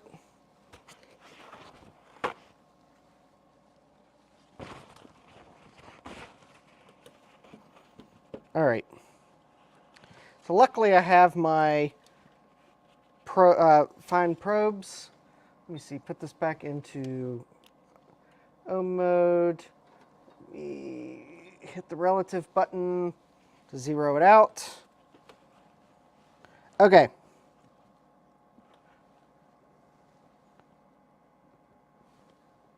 Oh, of course, that would be too simple. Or wait.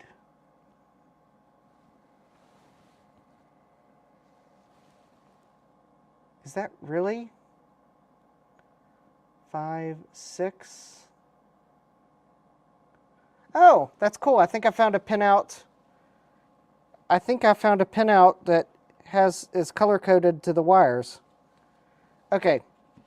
So I've got the DB9 pinout. So according to the pinout at the mouse side, pin 7 should be 5 volts, and that should be connected to pin 3 of the IC.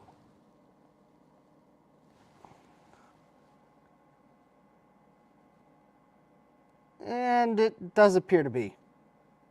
Well, I think we did know this was connected because I did have a good, because I had 5 volts. So that's reading 1.7 ohms. Okay. And let me see what ground is. Ground is pin 8.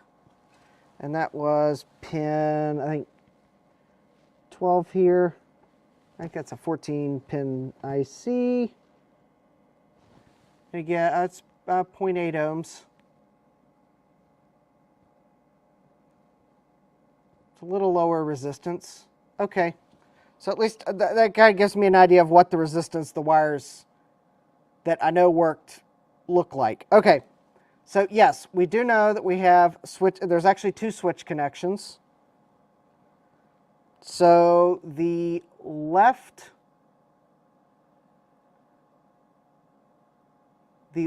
mouse button is pin 6.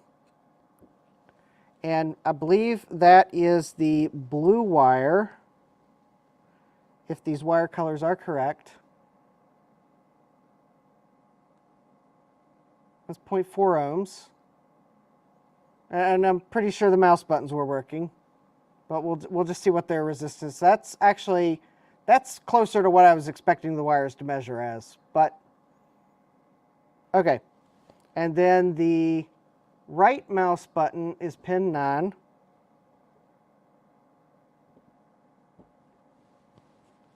And I believe that is going to be this one here. Okay. So we know we have continuity there. All right.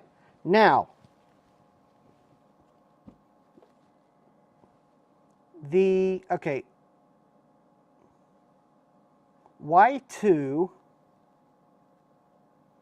No, wait a minute. Let me do this. So V pulse is pin 1, and that should be connected to one of the 4 outputs on this chip. I don't know which one. Well, let's see if one of these 4 should have continuity. There we go. So it's that one there, 0.3 ohms. All right. The horizontal pulse is pin 2. And I'm going to maybe guess that it's that one there. Just thinking there's probably a pattern. All right. I guess one thing I could do is just make sure there's not like a short somewhere. So let me just check these other 3. Okay. So then the VQ pulse is what it says is pin 3, and that's probably going to be pin 1 on the IC. Yep. Because it looks like pins 1 and 2 on this IC are the vertical, and I'm just going to make sure there's no shorts by checking the other 3. That one's, yep, and yep. Okay, and then pin 4 is the HQ pulses it, so that one's going to be that pin there. So that's the only one we haven't checked. And just double check that there's no shorts. Okay, so those are connected. There is no middle button. So I think I've checked all of the pins.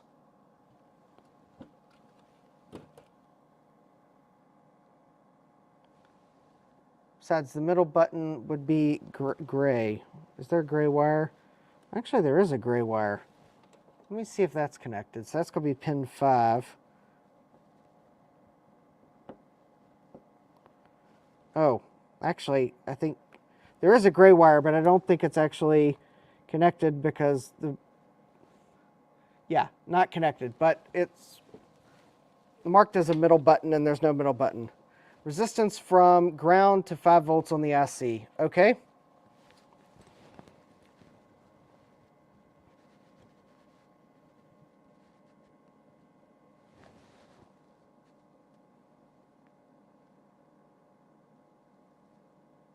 Low ohm short on the, okay, ground to 5 volt is open. Low ohm short on IC.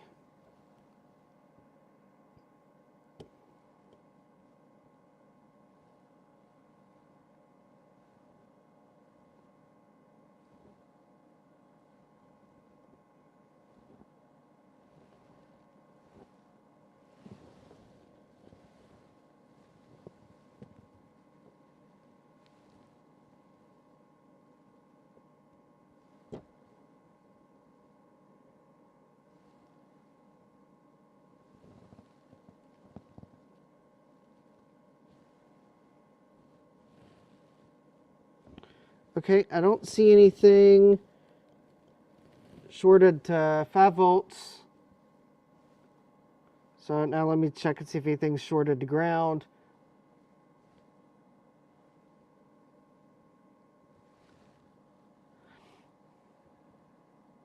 Okay, well that's not what I would consider low ohms. And that might actually be correct for this chip. I'll go back and see what that pin is in the data sheet. So that was pin 6.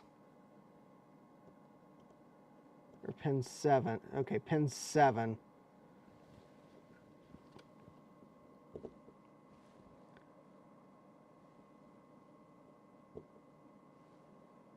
And pin 8. Or no, pin 7 and pin 9. And pin 10. Yeah, that's not short resistance. And given what this chip does, it wouldn't surprise me if... Yeah, okay. So that's not a short. So I think the chip is, well, okay, the chip may be functioning correctly. But I don't know. I don't think I've got an LM339. If I do, I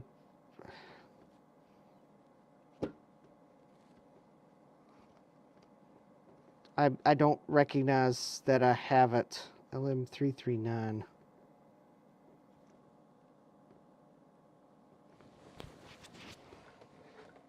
LM339. Yeah, I don't think I've got one. Of course, this will be when I'll figure out that I actually built something that had one and I have a spare, but LM339. How's the connection on the Amiga end?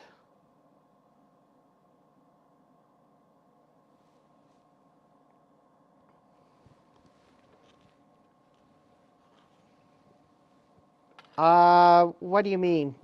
Pins clean? They should be clean. The board's been through the ultrasonic cleaner. They look clean.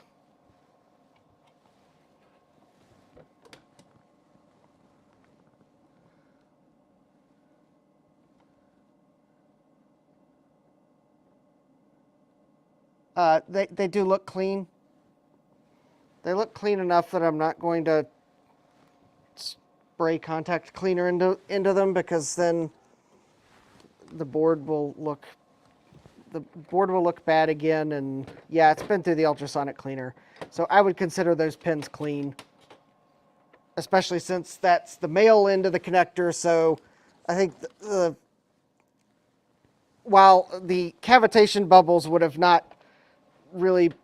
probably had trouble getting into the connector, yeah, they look clean. I'm not worried about it. I did though spray contact cleaner into the mouse connector, so I guess maybe I can see if that maybe did something.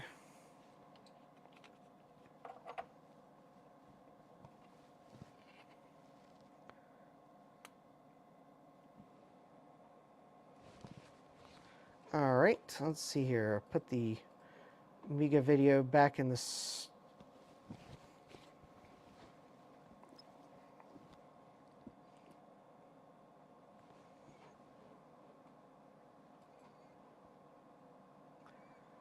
The continuity of the cable. Any buffering I see between the 8520 and the connector.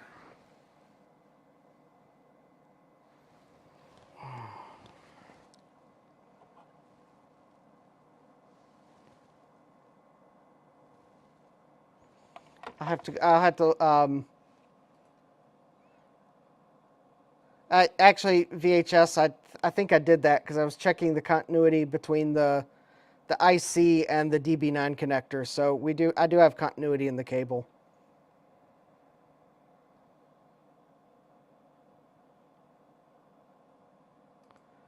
I will have to look at the schematic.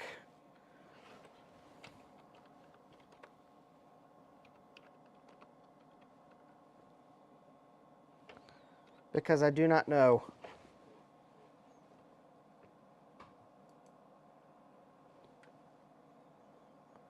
And what's the chances that the first random page that I find with an Amiga schematic page, what would be the chances it's the correct page? Actually, it looks like it might be the right page, but it's totally unreadable. All right, let's try again.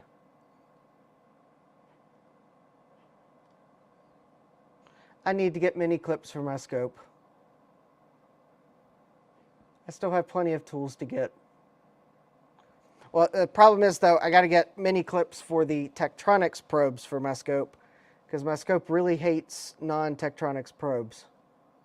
I mean, it'll use them, but it won't do automatic gain compensation with non-Tektronix probes, which I guess I could get around, because I mean, I'll know it's a 10x for a 1x probe.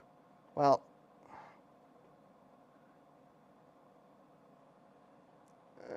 so I could probably cope.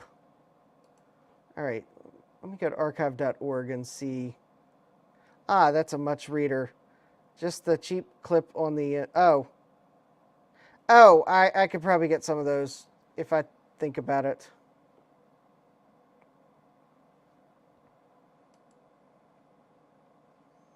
All right, I do need to download the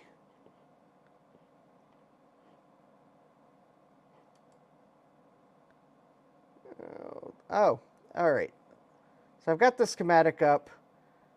It is, let's see, is this the right page? There's Paula, there's Denise, there's Agnes. I think this is the wrong page. It's at least readable, but huge. VHS, you might know the answer to this. Is there any difference between the 8520 R2, which is the CIA chips I have on this board, and the 8520A-1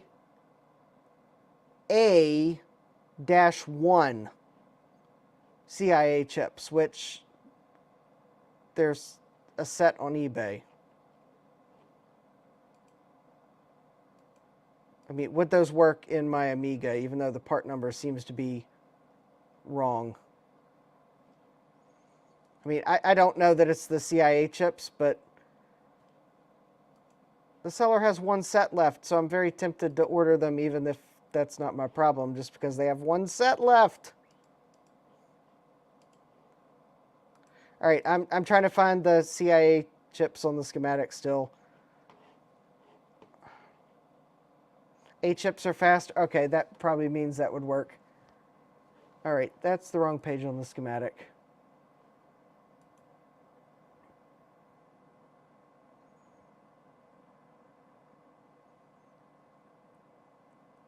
I've got better schematics upstairs, but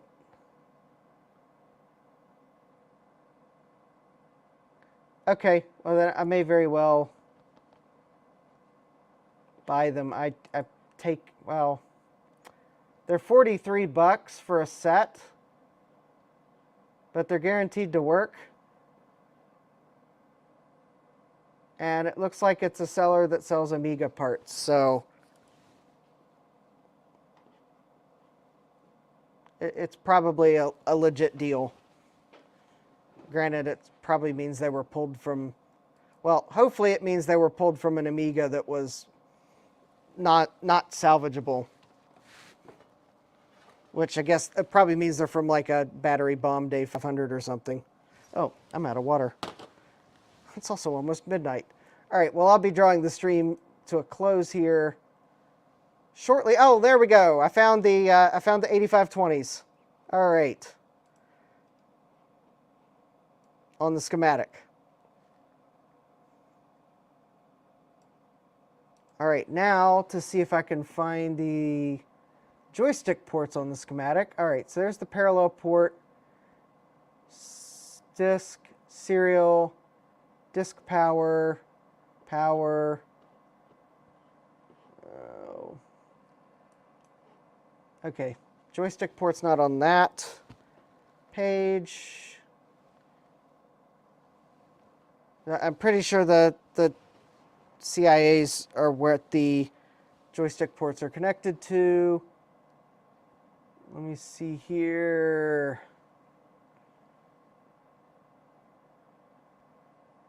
Nope, that is the...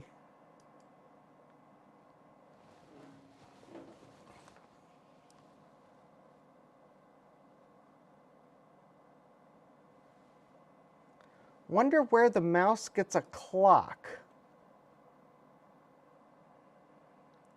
Well, that's actually a good question, Thomas. I'm looking at the connector for the mouse, and there is no clock signal coming from the Amiga.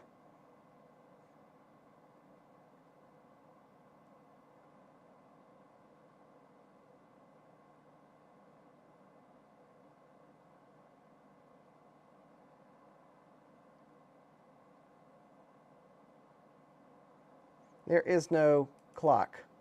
So I presume that maybe that chip is generating its own clock because there's not one coming from the Amiga. Yeah, the LM339 must make the pulse. All right, I think I found, this is annoying. I think the joystick ports are on a different page. Of course they're on a different page of the schematic. All right, so joy port 0, joy port 1. I think that's the one that I am, the mouse seems to not work in the first joystick port. All right, so those inputs go, so they come off the joystick and they go to a thick line that comes around the schematic page. Ah, here we go. There is a 74 LS157.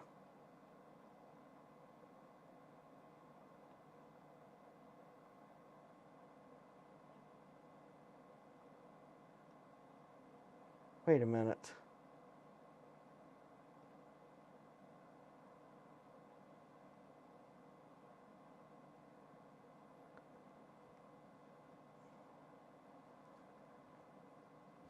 This is weird.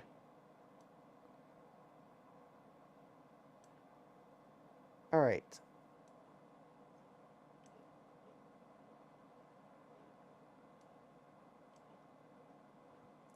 Okay, I got to make sure I'm following the correct line around the schematic. Which actually, I don't think I was. Okay. Hold on. So that line goes there, and it comes around the board, and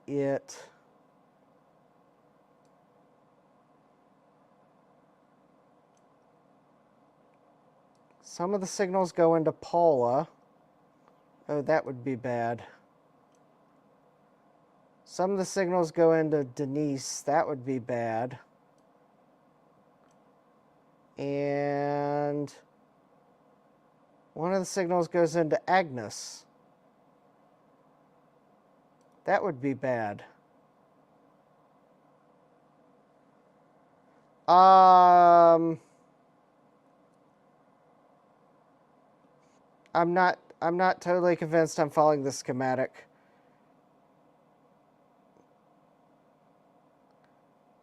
Correctly, because that does not make sense that one of the joysticks goes into Paula, Denise, and Agnes, and the other joystick goes into an 74LS157. Oh, wait. I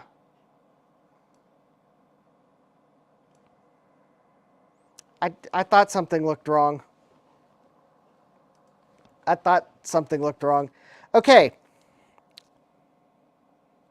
Pet peeve number 157,356. Joystick port 0 should not be J12 when joystick port 1 is J11. That is wrong. Don't do that. I knew something looked weird. So, on the Amiga motherboard, J12 is actually port 0 and J11 is port 1. So I thought something looked fishy on the schematics. Okay, so joystick port 0, some of the signals go around the page. Oh, and also appear as if they go in Paula, Denise, and Agnes. But, okay, it also does appear as if some of those signals go into the 74LS 157 that is on the board at U1M, which is,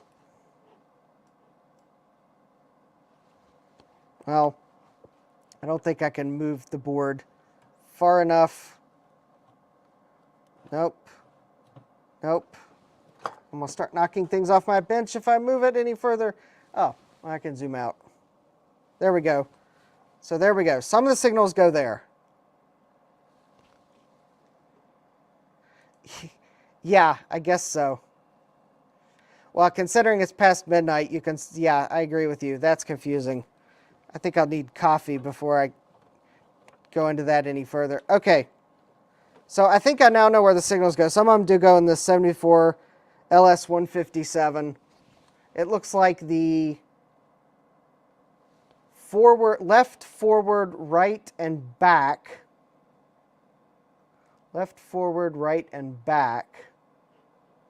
So that is going to be the mouse directions. Okay.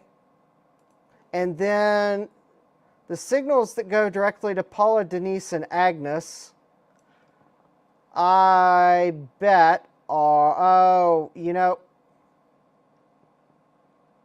some of them might be the voltage signals. Hold on. That might be that. Let me see. It looks like the fire 0. See, fire 0.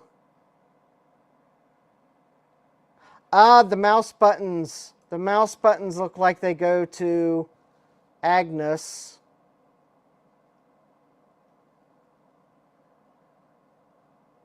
And the mouse buttons are working. And Denise, does one of the fire buttons go to Denise? Nope.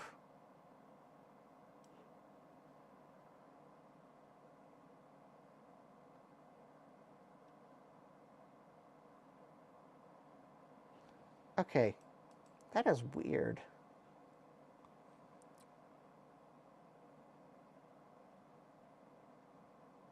Okay, that is really weird. That doesn't make sense at all. It looks like one of the fire buttons from one of the joysticks goes to Agnes, which that just does not make a lick of sense. I don't like this schematic. I think I'll need to start afresh at some other point with the Commodore service manual schematics, which I think are laid out just a little bit better. Yeah, I think I'm agreeing with that. Because, okay, so it does look like the 74LS157 is a prime candidate for inspecting. I mean, I really was thinking at some point, I was really sure I was going to find a dead chip at some point on the motherboard. I've been surprised so far that the Paula, Denise, and Agnes, which were made by MOS Technologies, which made some of the most reliable chips in the world, kind of surprised they seemed to work. I was kind of surprised it seemed that the CIA chips worked. I sure thought the joysticks went to the CIAs, but it looks like they don't. Well, they might after they go through the 74LS157. I knew the Motorola processor would be fine. Oh, hi, Tom. I'm glad you could only pop in for a few minutes because I'm about to end the stream because I'm at a good stopping point. And I might actually have a 74LS157 over in my pile of parts. That seems familiar. I think I ordered it for a project that I'll be building at some point whenever I get to it. So anyways, I'll have an incentive to go check my part stash for that part. Yeah, I was actually surprised that some of these MOSTech chips worked, but yeah, that would of course be par for the course, despite the fact MOSTech chips are super reliable, that it would be the Hitachi chip that would be the one that would be bad, potentially. So there we go. So next stream that I pull the mouse back out, at least it's disassembled. I'm going to go scrub it. Yeah, 74LS157 and everything. So yeah, I'll scrub the mouse plastics and let them dry really well. So at least it's clean, and when I put the mouse back together, I can put it back together for good. But I'll check to see if I have a 74LS157, if I need to pull that off. I'll grab the better schematics. Yes, actually, that is a multimeter display at the top of my screen. I'll probably, if I remember about it, I will add a title card to the video. Basically, I watched a video that Fixed Until Broken did, and he actually, I think the interesting thing is we probably bought our Fluke 45s off eBay at about the same time. He didn't mention it in any of his videos he was doing it. And so anyways, he publishes, so I get my Fluke 45. I had to order a serial cable or whatnot. But anyways, he published the video on his channel about the Fluke 45 and using a program called MD Fluke to basically, I think he screen shares that window in his OBS, and then he can show the Fluke output. So anyways, I'm doing the same thing he's doing. I got the program running, my Fluke 45.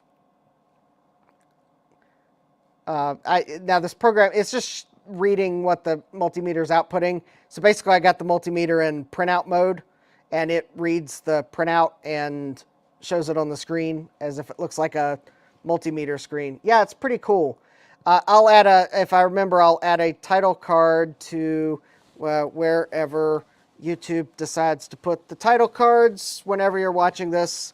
For all I know, it'll be right smack dab in the middle of my face at some point, because YouTube will just decide to move them for reasons, because putting them in the top, wrong corner, putting them up in the top right corner is so old school that they'll just decide to put it smack dab in the presenter's face. I mean, YouTube.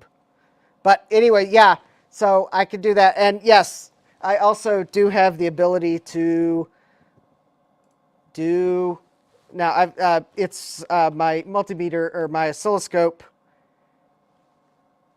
is plugged into my scaler. So yeah, I also do have the ability to do that. I don't have anything plugged into the oscilloscope, but yes, I can show my oscilloscope screen. So I have the technology, and these Atlona scalers are great. So my oscilloscope's plugged into the scaler, my Amiga's plugged into the scaler right now. I think I've got something else on the scaler, and I can just use I actually managed to get one of the Atlona scalers on eBay that had the remote control. So I can switch outputs without having to lean over. But yes, so I'll get some better schematics. I'll see if I've got some of these LS157 chips in my stash. There's a good chance I do. I'm going to clean the mouse plastic. So next time I might even see if I can get some of those small clips. I was kind of wanting to get at least the mouse working for Amiga 2022, but, well, we'll see. Yep, some of the Rygals do. So I don't know how well some of that software works, but yeah, it'd be pretty cool. But I have the ways to show it. So anyways, I think that at least gets somewhat closer to being able to use the mouse. So it looks like the mouse might be working. We'll have to see what the Amiga side's doing. But for that, I am going to call the stream to a close. I'd like to thank everyone for watching. So do remember to smash that like button. And if you're not already subscribed, go do that. I am actually also surprised I had someone pop in from Twitch, but because I had about given up on multi-streaming to Twitch, but I guess occasionally I might pick someone up from there. But anyways, that's cool. So if you're on Twitch, thanks for watching. If you're on YouTube, like most people, hey, that's why I've crossed the 128 subscriber mark on YouTube. I think I'm at 130 right now. So yes, and if all else fails, I will keep an eye out for a mouse adapter. Anyways, with that, I'm going to draw the stream to a close. So let me see, make sure I have my hand on the correct button.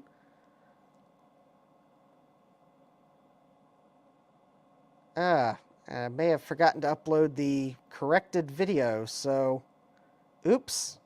I'll have to do that for next time. Oh yeah, one other thing, because I'm still working on the animation to replace the one I'm about to play. I would also like to thank my highest tiered patron right now, Adam of Adam's Apple. He is at a tier where his name should be in the animation, and I am working on that, Adam. So hopefully next time I stream, I will have the animation done, because it looks like I actually forgot to upload the corrected animation, but I need to correct the corrected animation. So yes, thank you, Adam, for being currently my highest tiered patron. Thanks to all of my patrons, and for everyone that's also given tips on Ko-Fi. That helps the stream, or helps the channel. So with that, wish everyone a good night, and I hope to see you next time. So take care.